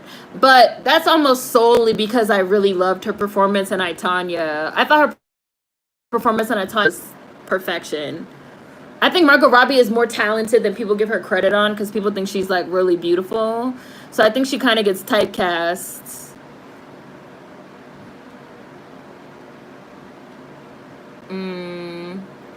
I said it once, I'll say it again. Jennifer Lawrence peak for me was Hunger Games. After that, everything's just meh. Like, she was decent in Silver Linings Playbook, but it was nothing groundbreaking. I can't believe she won an Oscar for that. I was like, huh? Saoirse, LOL, Gaelic is on drugs. Saoirse. Yeah, she plays the mom in Hush. Yeah, I thought so. First Wives Club is my movie. If anyone is the next Meryl, it's Saoirse. She can pull off a period piece like no other. She'd be blowing the other white girl actresses out of the water. I don't think I've ever seen her in literally anything. I don't think I've seen her in anything. I've seen a little bit of Hush, and man, that movie is crazy. Alexia! She forces Gwyneth Paltrow to have the baby in the bed. Oh my god. And then she takes the baby away, and then she covers up all the blood and everything. I was like, oh my god, she's really trying to kill her.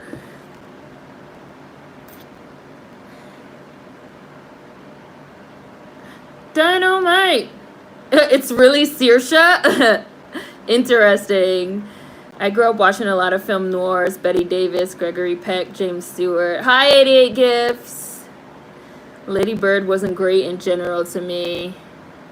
Saoirse. My Meryl opinion is always unpopular.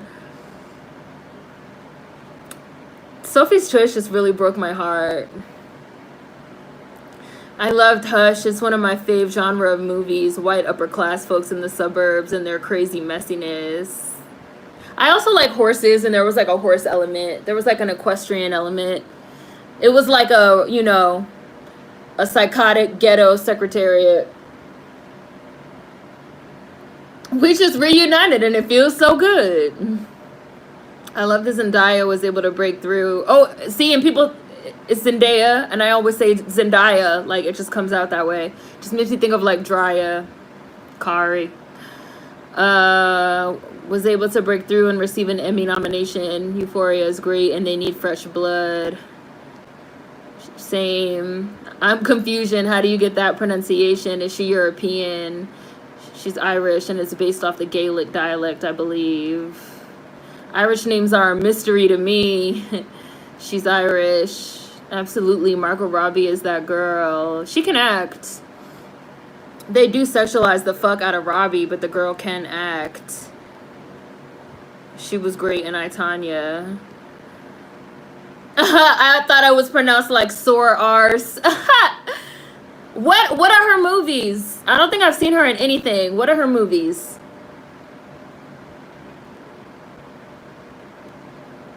Dynamite. Oh, she was in Atonement. She was the little bitch in Atonement. Oh yeah, no, I'll never be able to watch another movie with her face in it ever again. That's probably why I haven't seen any of her other movies. That's probably why anytime I see her face, I just turn the channel, because I have PTSD. I have Atonement PTSD. No, I will never watch her in another movie because I hated Atonement so much. She made me so angry. Atonement made me so angry. I was like, she ruined these people's lives. She ruined their lives. And then she fucking wrote a book about it and became rich and famous and lived her whole life out all wonderful. And then she died on her deathbed, surrounded by all of her everything, and confessed to ruining people's lives with a fucking lie. Oh yeah, no, okay, so I've seen Atonement, and I have never seen her in anything else, and that's probably why. Because I was like, oh, I can't. I was like, oh, this little girl should die. Like, right. Her character in Atonement, woo, baby. This is why children need to stay out of grown folks' business. Like, she literally ruined their life. 2 people. She ruined their lives for no other reason except she was all up in grown folks' business and jealous. It was stressful. Atonement was a stressful situation. And I was like, and they got the nerve to call it Atonement when really she never even got punished. Like, I feel like the whole point of the movie was supposed to be that your own feelings and your own conscience will eat you up inside even if you get away with it. And I was like, fuck that. Like, she ruined their lives. I have not seen The Lovely Bones, but I did read the book.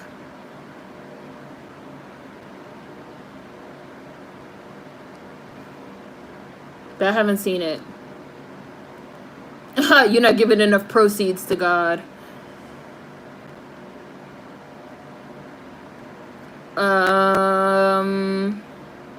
Atonement.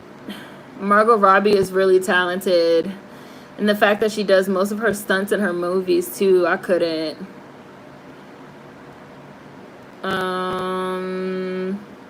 Yeah, she was the girl in Lovely Bones. Okay, I didn't see Lovely Bones. I only read the book. This is the only episode of Black Dynamite you've ever seen? Oh, never seen, Ori. I had to Google Hush and it refreshed my memories. Yeah, Jessica Lange was crazy in that. I never think about it, but I love horses. You like horses too, the boy in blue? I have a love-hate relationship with Nicole Kidman. You have a too? Dab, why? Has Emma Stone ever given a good performance? When did she get so acclaimed? White people loved her in La La Land, their white jazz movie.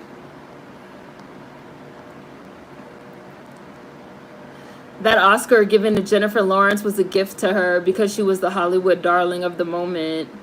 Meanwhile,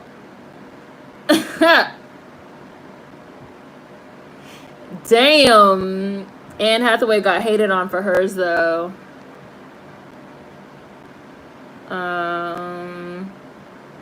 The Lovely Bones is so good. The ending of that movie broke my heart. I've never seen the movie. I did enjoy the book. I read that book around the same time as the other one, the one where the girl has like bone cancer or something, and so they like conceive her sister to be a donor for her, and then she sues her parents because she doesn't want to do it anymore. And it like fucks up the family because they're like, wow, you don't want to like save your sister's life. And she's like, since I've been a little kid, you guys have been like taking my fucking bone marrow and it's really painful. And like, and I remember I read both of those books around the same time. I can't think of that one. Maybe it's called My Sister's Keeper. I remember I read both those books around the same time. And then I heard they were making movies out of both of them. And I never saw either one of them. What is this? Is this an alien? Is this a Hotep alien? Ribbit, motherfucker, ribbit! Jessica Lange's character tried to make her son believe that he accidentally killed his own father. Yeah, and Hush. When really she killed him, she crushed his back with the horse thing. That was fucked up. Hush is a fucked up movie. Amy Adams is the elite of the redheads. Oh yeah, you know she's the only white girl I like. The only one. Damn, what is Atonement? Sasha, you don't want to know. Don't watch the movie and don't read the book.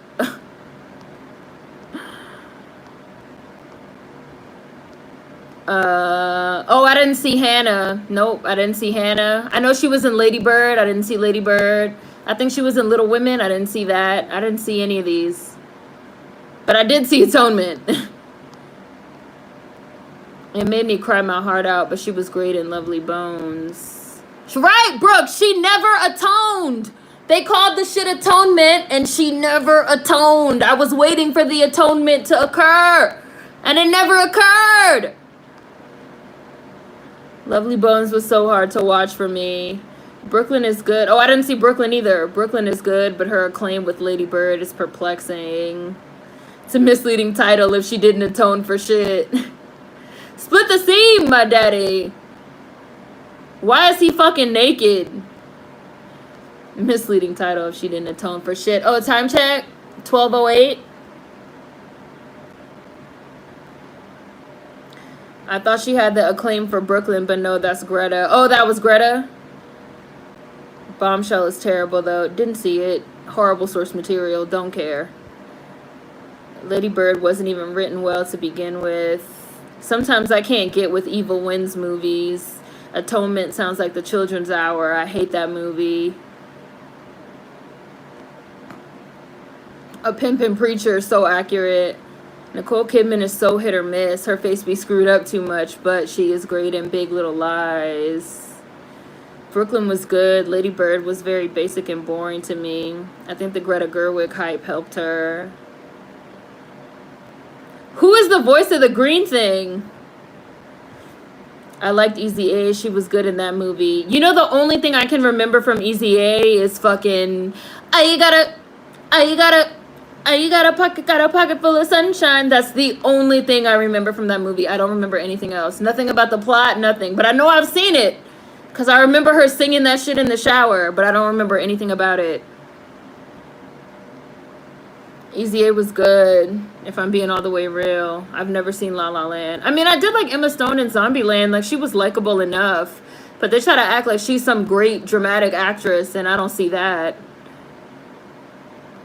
Sister's Keeper is what the book was called. I thought so. My Sister's Keeper. I didn't read that, but it was the same time period. My Sister's Keeper, I haven't read the book, but I was in a theater bawling. Yeah, I read My Sister's Keeper and The Lovely Bones. And both books were so good and so sad. But I never saw the movies for either one. My Sister's Keeper was messed up. Those parents were horrible. Hi, I'm watching Black Dynamite. Last episode of Black Dynamite, episode 10. Brother Reverend Daddy Dynamite. I think Natalie Portman should have won for Jackie instead of Emma Stone. Did you watch Jackie? I didn't see Jackie.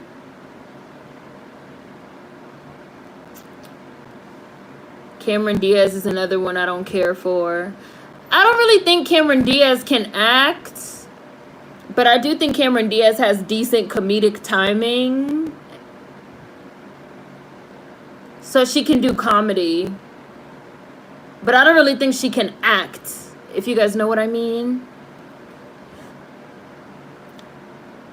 We fucking with Black Dynamite. These are reminding me of the dudes from Boondocks. The white dude. Amy Adams is the best Amy and the best redhead. I love Amy Adams. She's really talented. She's really underrated.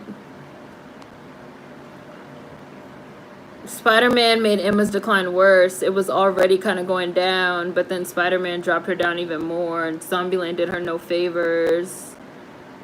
Amy Adams was so good in Arrival. Arrival is such a good movie. Amy Adams is good in everything. And Amy Adams is really versatile. Like, she has the range. I think she has the best range out of any of the white girls that's out right now. Natalie Portman is top white woman for me. V for Vendetta is top 5. White woman feeling a microscopic bit of guilt equals atonement. Yes, Sierra! She felt this little bit of guilty at the end, and that equaled atonement. I was like, no, that's not how it works. That shit made me really mad every time I fucking think about it. I was like really furious.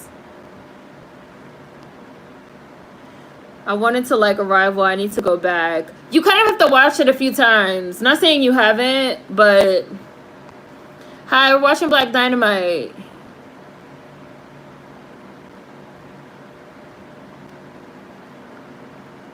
Dynamite! Annihilation with Natalie Portman is creepy as fuck, but a really good sci-fi movie. I liked Annihilation. I don't care for Tessa Thompson. Oh, and Heebie-Jeebies was in Annihilation too. But Natalie Portman was good in it. In Atonement, right? Her choices made her sister die young, while she got to live to like old age and get rich. It was too much.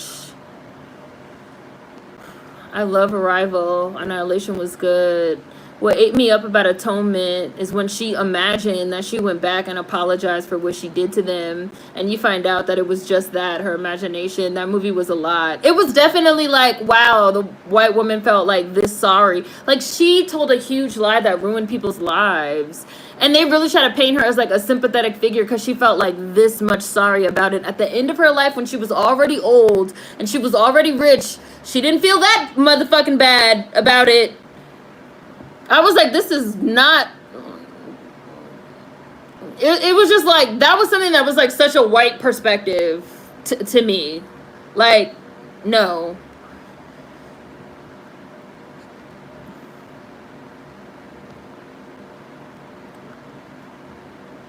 Yeah, I'm straight on Atonement. Wasn't Easy A modern, modified take on the Scarlet Letter? Yeah.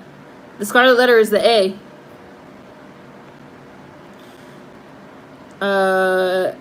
Emma is just an awkward white girl with deadpan humor and a decent face. She's basic. La La Land was very boring. Emma Stone was a solid comedic actress. Ain't nothing wrong with that. People feel like they have to do dramas too. Old folks at my job. Old white folks, let me not leave that out. Old white folks at my job bring up La La Land at least once a month. No, oh my God, no, keep the frog dicks away. Cameron isn't a great actress, but you're right, good comedy. Greta Gerwig is a mediocre actress and director, but apparently she's the director white feminism is ready to go on war with the world with, and it's nonsense to me. I liked Cameron in The Sweetest Thing. I mean, I love her in Charlie's Angels. I like The Sweetest Thing too. It's pretty funny and disgusting. And I feel like there's something about Marius too. But that's not, like, Cameron Diaz is not really acting. She's just like, it's her comedic timing. Like when he's fucking masturbating and the shit's on his ear and she's like, is that gel? And she grabs the gel. And then the hair is up, and she's keeping this straight face. Like, what? Like, that's just comedy. Not to say that, like, whatever, not trying to, like, downplay that. But I think she has, like, really good comedic timing. I don't know if I'd say she can act. Honestly, if I knew the only reason my sister was born... honestly, if I knew the only reason I was born was to be spared. Wow! Oh my God! I'm really looking at a man swinging from a pole by a big frog penis. That's blurred out, but it's green. Honestly, if I knew the only reason I was born was to be spare parts for my sister, I'd probably say no. Yeah.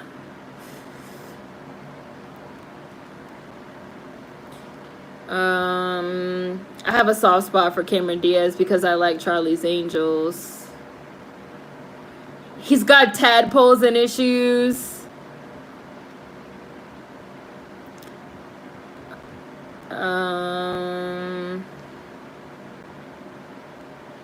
Amy was in Smallville. She really worked her way up. She was in Charmed, too. That reminds me of when everyone praised Gangs of New York but couldn't understand why Cameron Diaz was in it. Amy Adams is great. Yeah, I've only watched it once and I was pretty high. I don't get the hype around Tessa Thompson. Tessa's boring. I don't know. She's in Horrible, but in my opinion, she doesn't have range. Okay, puppets I get, but why are frogs? Right, with big old frog dicks, Ori. I don't know. Tessa hasn't gotten a role that shows her doing much. I feel like she'd be popping up in mad shit. I'd be like, Tessa Thompson? Tessa is meh. Even in Veronica Mars, she was meh. Dynamite.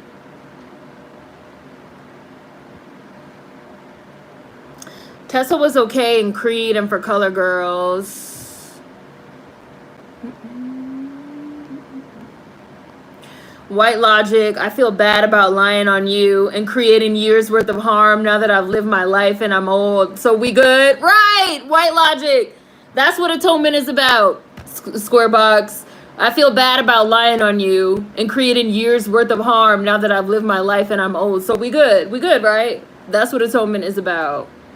And it's from the perspective of like that you're supposed to be on her side. And I was just like, nah, no, this is messed up.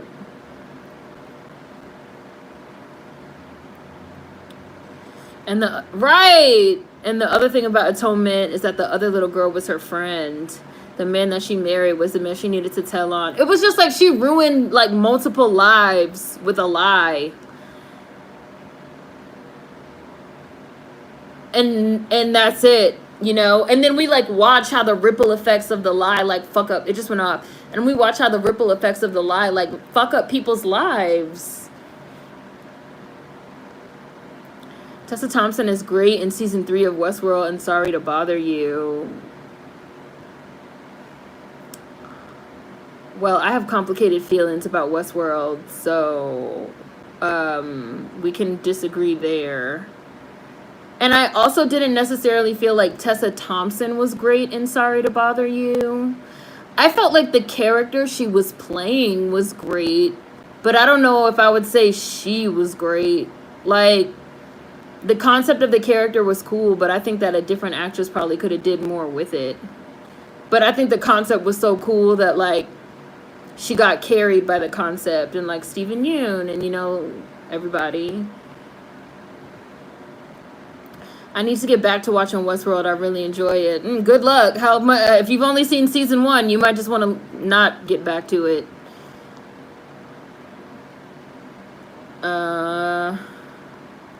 Cameron is mad cute and adorable in Charlie's Angels, but the sheer acting isn't there. It's just the talent is just not there. Which is why I also kind of think that as she's gotten older, like, she's tried to, like, adjust her roles, but she's not that talented as an actress. But she's made tons of money, like, she's fine. I loved Amy in literally everything I've seen her in. She was a great Lois to me, better than Kate Bosworth's Snore. I've loved Amy Adams in literally everything I've seen her in, too. Hollywood really digs Tessa Thompson for some reason. I'd be forgetting that Tessa was in Dear White People, the movie, all the time. They throw Tessa in a lot of things randomly. Cameron doesn't have that classic Hollywood look, but maybe that's the point. Her personality was girl next door, so it worked. You know who I never liked? Kate Hudson. I never liked Kate Hudson either. Kate Hudson is not as talented or funny as her mother, Goldie Hawn. And she literally got a whole fucking motherfucking career in Hollywood off being Goldie Hawn's daughter. No one can convince me otherwise. She's been doing her best Goldie Hawn impersonation her whole career. And Kate Hudson has like 8 kids and like 9 baby daddies, and nobody says anything. And I have always felt like if she was black, people would ride her way harder for that, and everybody just lets it slide. She meets a nigga, and 3 weeks later they're having a baby, and then they're broken up. Like...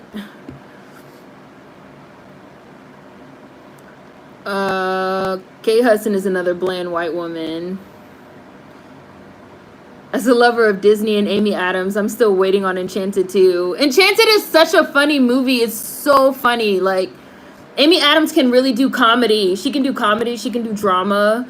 She can sing. Like, she can be funny. Like, she was in Ricky Bobby, and she's in this, she's in that. She's been in so much shit. Like, she has the range. She's the only white girl with range.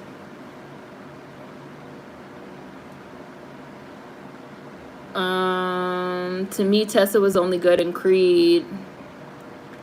I want Kate Hudson to just remake all of her mom's movies, but because of Skeleton Key, she can do no wrong. That's her only good movie. She has only 2 good movies. Kate Hudson only has 2 good movies. Skeleton Key, which is a classic. She just got lucky with that one. And Fool's Gold with Matthew McConaughey and Kevin Hart playing the villain where he slaps the dog shit out of her. And President Snow. And the girl from Nick and Nora's Infinite Playlist with the big head. She's in it too. Yeah, that's her. That movie's good too. That's it.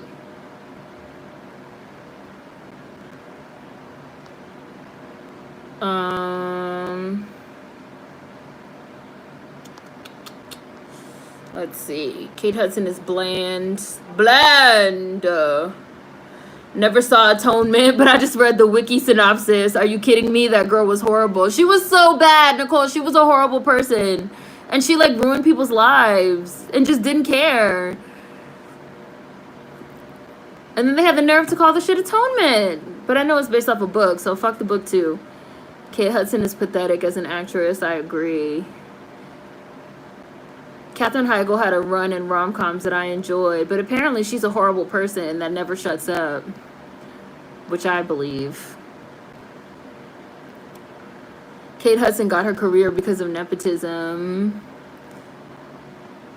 You never knew that about Kate Hudson? That she was Goldie Hawn's daughter? I like Almost Famous, but not because of her. The boy was really good, whatever his name is. And Fairuza Balk was really good. And his sister. Was his sister Anna Paquin? Who was his sister? And Almost Famous. Kate Hudson is just nepotism doing its job. Not literally 9. She doesn't literally have 9 kids, but she has a lot of kids, and they all have different baby daddies, and nobody ever says anything. She has at least 3 or 4. Whatever happened to Dakota Fanning? She got replaced by her sister Elle. Even though I personally think Dakota is the better actress. But it seems like people think her sister is prettier than her, so she gets cast in more shit, which is fucked up. Amy Adams is great in Hot Rod. Hi, Karma. Nobody saw that movie, but it was funny as hell. I have no idea where Dakota Fanning is. Oh, look, Brooke said it. I hate to say it, but I feel like Elle Fanning kind of took Dakota Fanning's place. Exactly, Brooke. She took her sister's place. Like, they replaced her. Oh, you never knew that Kate Hudson had so many baby daddies? Yeah. Because you don't know because nobody talks about it.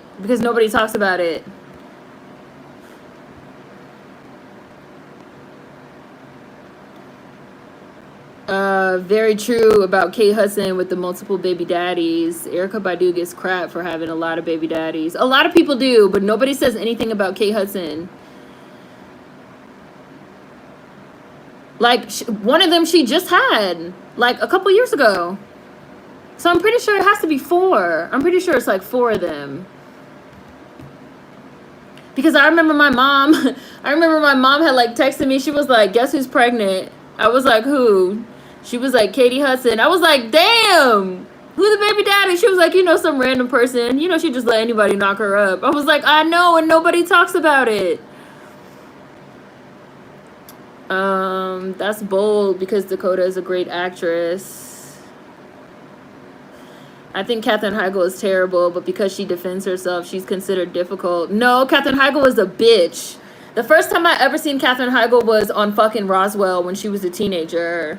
And I used to be like a huge Roswell super fanatic. That was like what got me into like stand-up and like fandom and like fan culture was that show Roswell. So like I've been following her career since she was motherfucking Isabel Evans. And even on Roswell, she had a reputation as a bitch. She's like a bitchy white girl. She's like a bitchy white girl that thinks she's better than everybody. Like, and like everybody else on the show was so nice, and they were like so nice like with the fans and like so nice with like the other members of the cast and the crew. A lot of them are like still cool, like Mahandra Delfino and what's his name that plays Michael. They're like still cool. Max and Liz are still cool. Like, she's a bitch. She's a bitch. That's it. Now that's not to say that Seth Rogen and all them also aren't pieces of shit, because I'm sure they're also pieces of shit. But she is too. None of them are nice people. And when she got her card pulled for being an asshole for fucking 20 years on set, she tried to say typical white feminist shit that it's because she was a woman. No, it's because you're mean. Oh, Dakota is on The Alienist, and I've heard it's really good, and I do want to watch it. I think it's on the 3rd season. Elle Fanning is a weak replacement. Oh, what? Haven't heard that. The Alienist is lit, though. Dakota is that girl. Her range is crazy. I can't stand Elle Fanning as an actress, but she's so bad. Dakota is the superior actress. I definitely think Dakota is the better actress, but Dakota kind of has a weird face. When they put Elle Fanning in that Neon Demon model movie that came out a few years ago, I was like, this is really why this bitch is getting jobs, because they think she's pretty. Not to say that I don't think that she's a bad actress, but they definitely tried to replace her sister with her because of her looks. I like Kate Hudson's rom-coms. Won't lie, like Something Borrowed and Bride Wars. Those are a fun watch. I like Bride Wars, but that's just because it's a movie that me and my best friend used to watch. You guys were just talking about Anne Hathaway. Like, neither Anne Hathaway nor Kate Hudson are, like, girls that I like. Dakota was a fantastic child actress. I remember Dakota did that movie with Denzel that I loved. Elle Fanning did Maleficent with Angelina and hasn't looked back since. She was like, peace out, Dakota. Good luck to you, sis. I still hate Maleficent. I don't like nice Maleficent. Elle Fanning really be booked and busy. My sister was so into Roswell. I was obsessed. That was my introduction to like obsession and like shipping. Cause I shipped Max and Liz so hard. I was just so in love with them. I was just so in love with them together. And Maria and Michael too. And I loved Alex, and I was so into it. That's how I know that Katherine Heigl was a mean person, because I was really into like the behind the scenes stuff and the interviews. And she's just mean. Like, she's not a nice person. Kate Hudson getting pregnant is like Gangstalicious getting shot. You get the news and everyone in unison just goes, again? I was like, damn, she's fertile.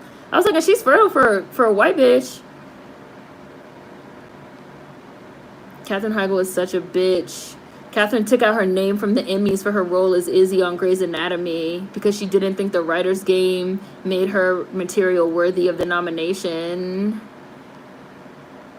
And they said she was, they've said she's been horrible on every set, like that she's just horrible. Like, she thinks she's up here and everybody else is down here, and she gets to just talk to people however she feels like doing. And then when she got blackballed for that shit, she was crying. Katherine Heigl was stupid to speak out against Shonda Rhimes in Grey's Anatomy. Her career never fully recovered. Killers with Liam Ashton is so funny, though. 27 Dresses with James Marsden is funny. And I like James Marsden. We've mentioned him in at least 3 or 4 movies that we've, like, brought up during this live stream. He has, like, a good range also. 27 Dresses is really funny. Knocked Up is really funny. Like, I still love Roswell. I actually think Katherine Heigl is really talented, and it's a shame her attitude is, like, so fucked up.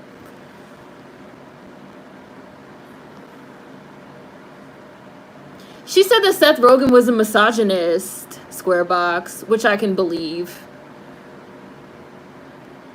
And she said she felt some type of way that it Knocked Up, all the guys were like lovable slackers, and that she was like an uptight shrew, which was fair criticism. Yet at the same time, you still agreed to do the movie, and you got paid, and the movie blew up, and the movie blew you up, and you were getting like all these rom-com opportunities, and like all these opportunities. It's just like Katherine Heigl has never taken advantage of any of her opportunities either. Like, she's annoying.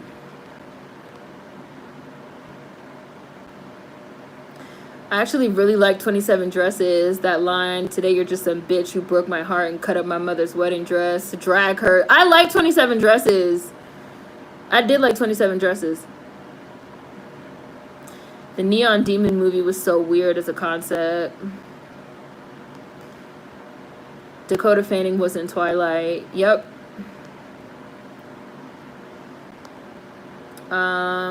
My coworker was just telling me she can't stand Seth Rogen, Jonah Hill, and James Franco because their humor is annoying. And now we know that James Franco is like also a creep in real life. Dakota and Man on Fire is top tier for me. I do miss the Hangover humor era. Definitely wouldn't fly today. I just watched Hangover on TV. It's weird that people prefer Elle because Elle and Dakota Fanning look alike to me. Neon Demon, she was so bad. The movie was weird. That's true. That's why Katherine doesn't get roles now. Don't bite the hand that feeds you. I just remember, like, she used to be really mean to, like, little kids, like, little teenagers. Because Roswell, you know, was geared towards, you know, that little tween demographic. Which was, like, I was, like, in, I don't know, middle school, maybe, like, early middle school when I started getting into it.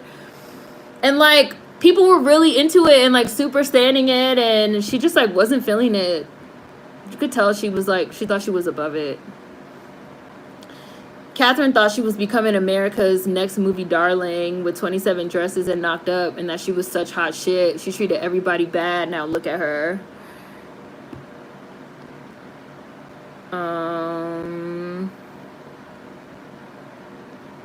I do believe that Kristen Stewart and Rob Patterson's relationship was a publicity stunt. I seen one of y'all say that Kristen Stewart can't act either, and I agree. Only movie she's good in is motherfucking Panic Room, where she's a kid. And I mean, I like her in Twilight, because in Twilight she's supposed to be a plain nobody.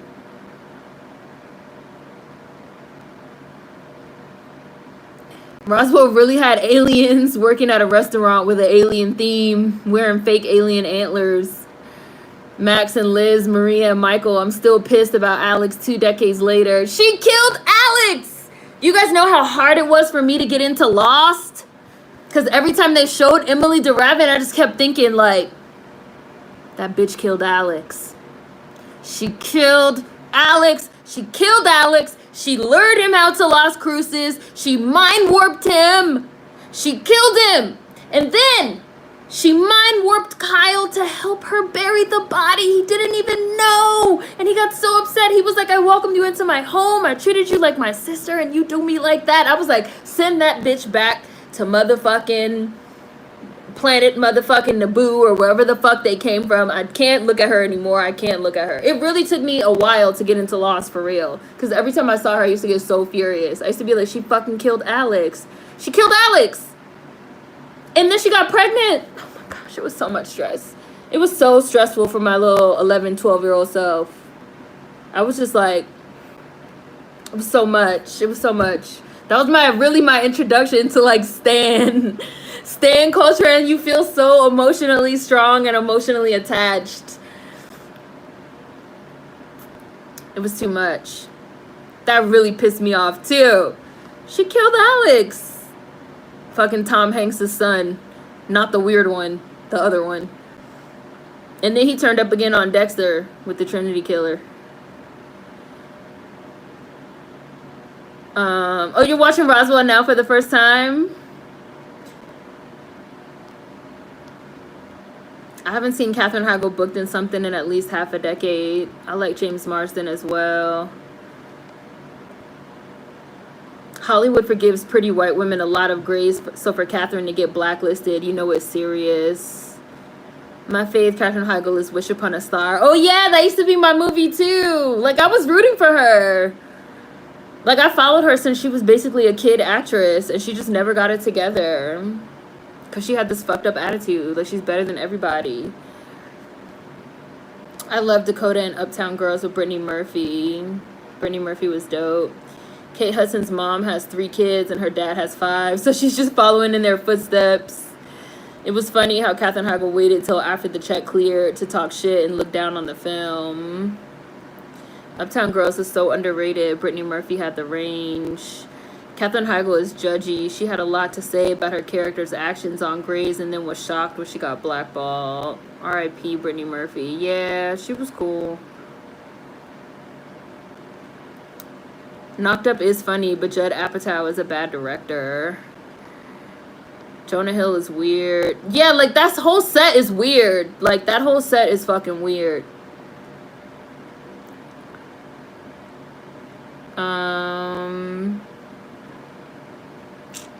Oh yeah, Kristen Stewart was good in Speak, but she doesn't really talk in that one, so there's that.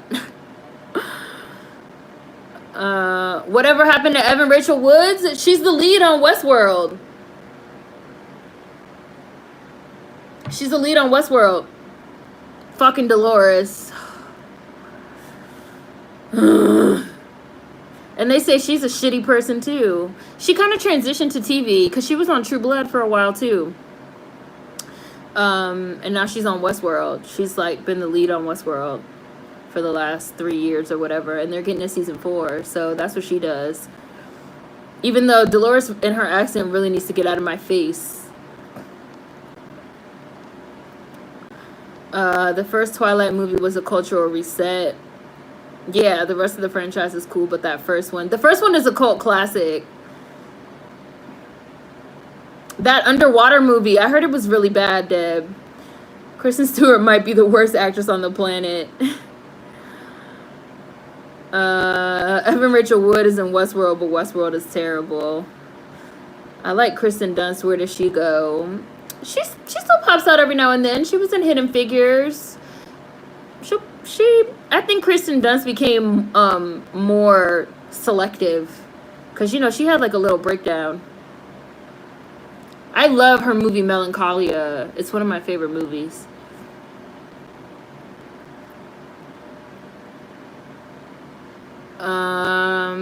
Kirsten Dunst as Marie Antoinette was amazing in my opinion. K-Stu was actually pretty good in The Runaways with Dakota Fanning. I think that's because she got to be gay like she really was all along. Kristen Stewart is one of those actors I feel like they're really good child actors, but something happens when they get older. I don't know. Kristen Stewart always looked mad uncomfortable walking around with Rob. Right, she was trying to escape. She was trying to escape. Izzy on Grizz was a piece of shit. I'm sorry. No, Kristen Stewart was good in Twilight because she was just a boring, bland girl. The whole point is that Bella is completely ordinary. And so she's like shocked that Edward wants to be with her. And Stephanie Myers has even said that she deliberately wrote Bella Swan as like bland every girl because she wanted it to be a character that like anybody reading the book could feel like it was them. She like did that on purpose. And I was like, well, you know, Kristen Stewart is perfect for that. Bland every girl, you know, perfect.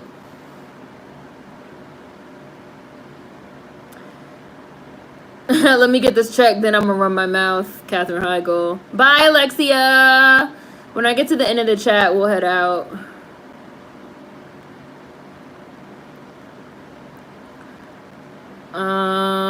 I was thinking that not too long ago until I started watching Westworld. I was like, where's the vampire queen bitch?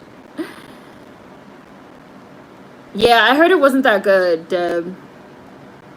Okay, so Kristen Stewart's best performance is one where she doesn't say or do much. That burn writes itself. I forgot Kirsten Dunst. She is great in Melancholia and Fargo. Oh yeah, and Fargo was just on. So she was doing like TV for a while. I feel like Kirsten Dunst just got like more selective with her role choices. And I think she just had or was it Fargo? I thought she just had another show too. She's been into more like weird, quirky indie on the radar stuff. Because when she was like super big mainstream, she had like a mental breakdown. She like checked herself in to like a place, a psych ward, and got herself together. And now it seems like she's like way more selective for her peace of mind, which is good for her. Melancholia is up there for me too. Kirsten Dunst is bomb. Right, wasn't Kirsten Dunst in a show recently? Right, The Boy in Blue, exactly. Love Kirsten Dunst. She was great in Melancholia and Crazy Beautiful. I still put Marie Antoinette on. It's a good movie. I have a personal vendetta against Sofia Coppola, so. But it is a beautiful movie to look at.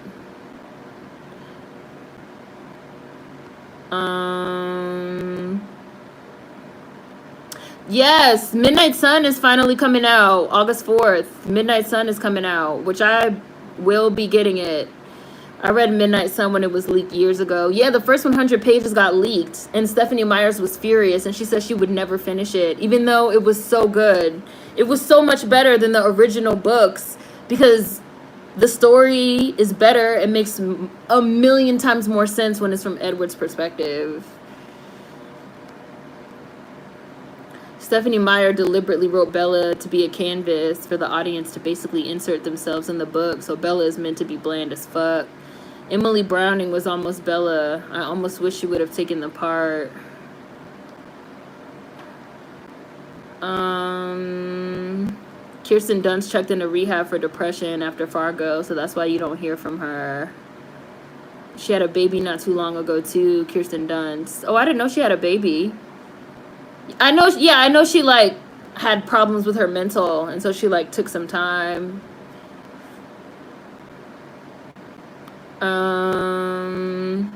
Basically confirms what people have been saying for years, that the series is fan fiction tier writing that somehow got a big budget behind it. You talking about Twilight?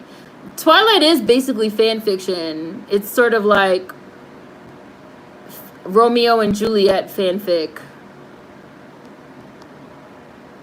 That's the damn show. Kirsten Dunst was just in a show called On Becoming a God in Central Florida last year. That was the show. I knew she had a new show coming out. I seen a billboard for it. And I heard it was pretty good too, and she was good in it. But it's another one of those like weird indie projects, you know, limited series thing. I've been watching so much Hell's Kitchen lately, so whenever I hear the word bland, I chuckle. Bland!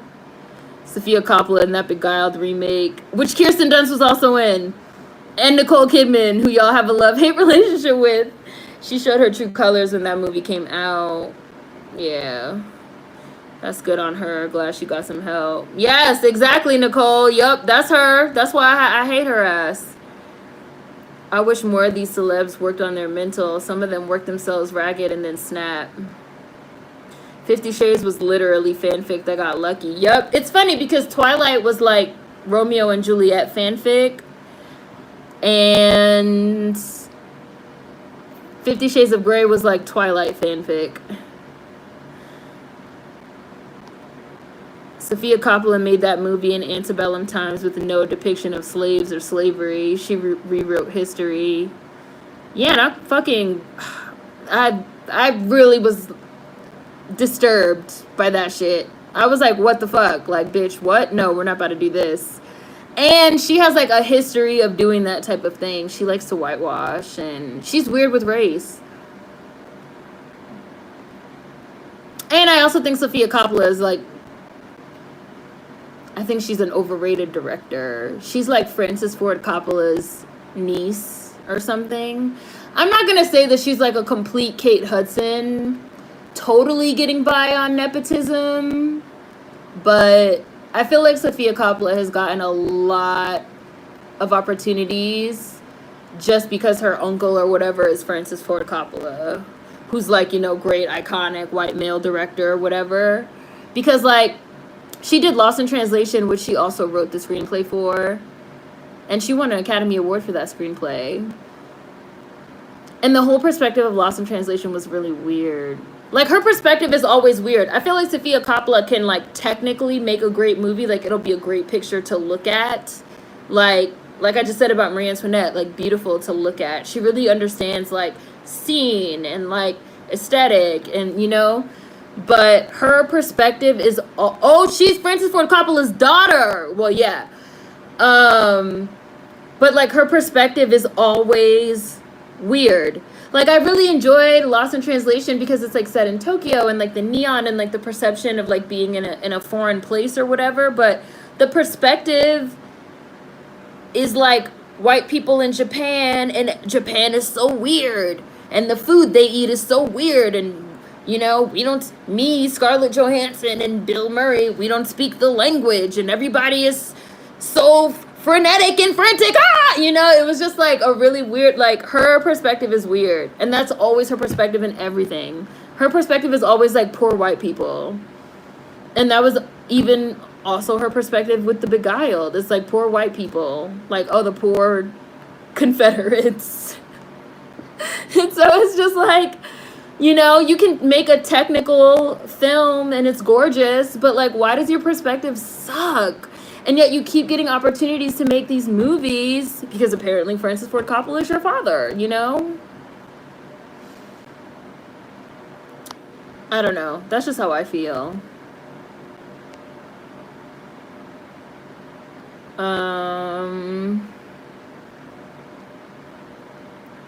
Yes, you better brush up on that fanfic, Nicole.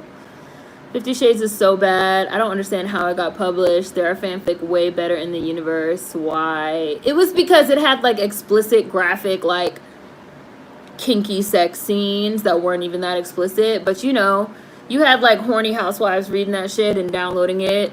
And her like Wattpad page or wherever it was uploaded was getting so many hits that she made it private and decided to publish. And now here we are.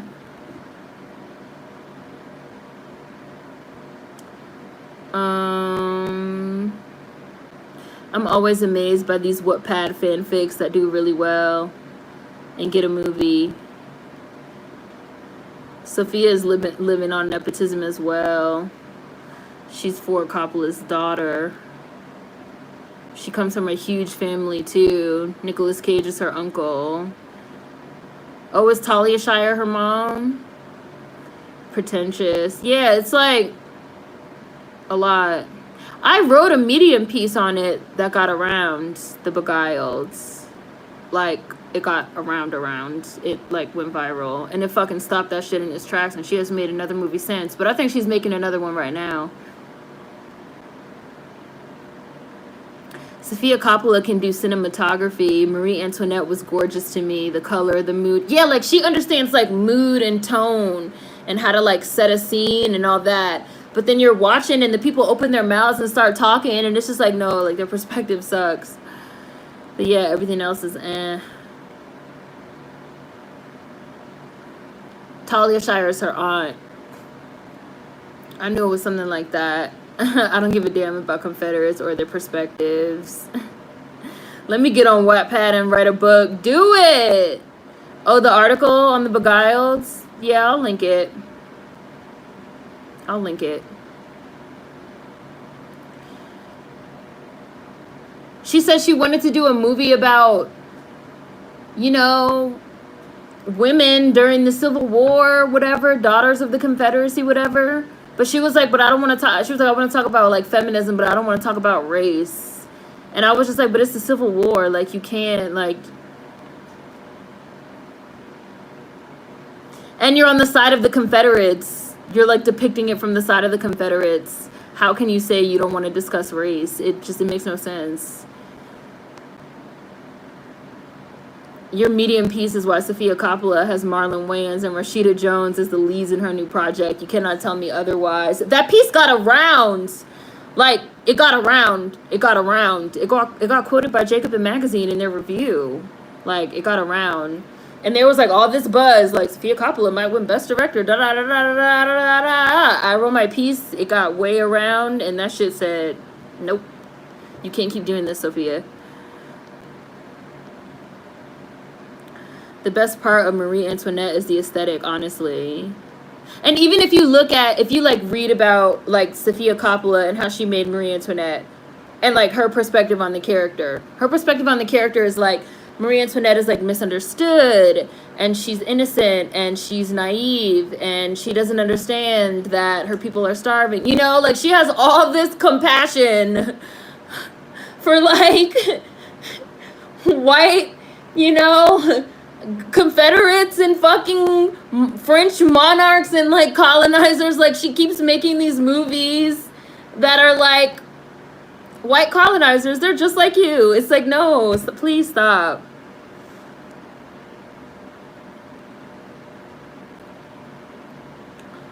I want to talk about World War II, but not the Nazis. You know? Like, you just can't. Sofia Coppola is just good at cinematography, but sucks at depth of character and likes to sidestep race. Everything she makes looks good, but everything else is background noise. Her take on things is odd. She's trying to get us to consider the colonizers. Right, she wants us to consider their feelings. It's like, okay, sure, Marie Antoinette was a victim of patriarchy. She was still a horrible leader. Like, you know, like these things are true. She doesn't like get a pass. Like, yes, it's horrible that white people are expats in places where they can't speak the language and they feel isolated, but yet they still go there, and a lot of the times it's to like prey on the population. Like, she just doesn't get it, and her perspective is always weird. That's how I feel about her stuff. But I mean, like, I'm curious about this new thing she's making to see if she's like learned a lesson, because technically she is a great filmmaker, so maybe she took this time to reflect. I don't know, I guess we'll see. Marie Antoinette was misunderstood. Ha, she didn't care for the people and got her head cut off. It's that simple. Of course, we'll consider their feelings of greedy apathy, sadism, and superior-based violence. And it is still, you know, like, even as beautiful as Marie Antoinette is, because it's beautiful. And I love, you know, like, I've read a lot of historical fiction. Me and my mom used to be really into, like, European like monarchy historical fiction, you know, and like Versailles and like all that stuff. But it's just like you get to a certain point where you cannot like continue, you know, once you know what's going on. It's like you're really romanticizing someone that like did get her head cut off because she didn't care about the people. It's a fact. That's it, you know. How, like, you're trying to make her this sympathetic figure but we know the truth.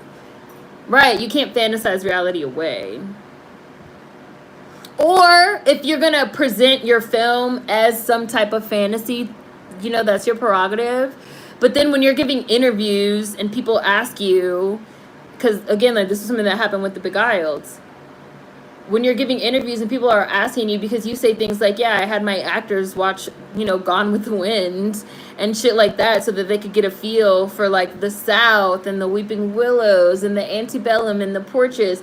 And then you get asked in an interview like, okay, but what about the racial connotations? And you just be like, well, I don't really want to talk about race. I don't really want to deal with that. It's just like,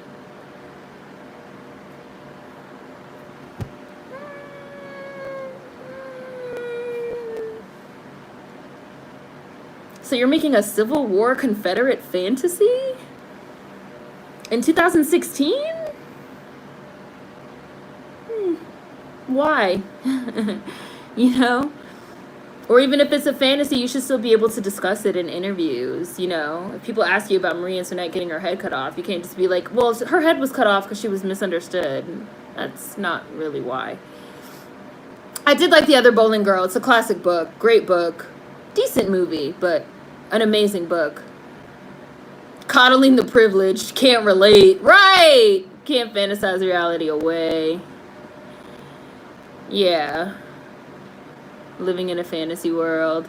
Your focus can still be validly criticized. The best art pieces show it all. Yeah. So, alright, I just got to the bottom of the chat. So we are done with Black Dynamite. Starting next week, we are going to be doing Umbrella Academy Season 2. I don't know how long the first episode is. Sometimes first episodes skew kind of long. We'll see how long the episode is. Maybe we'll watch 2 of them. We'll see. But we are going to be doing Umbrella Academy Season 2 next week. And we're going to just go ahead and watch all of them just like we did Season 1. I want to talk about sharks, but I don't want to mention water. I mean, I guess Sharknado?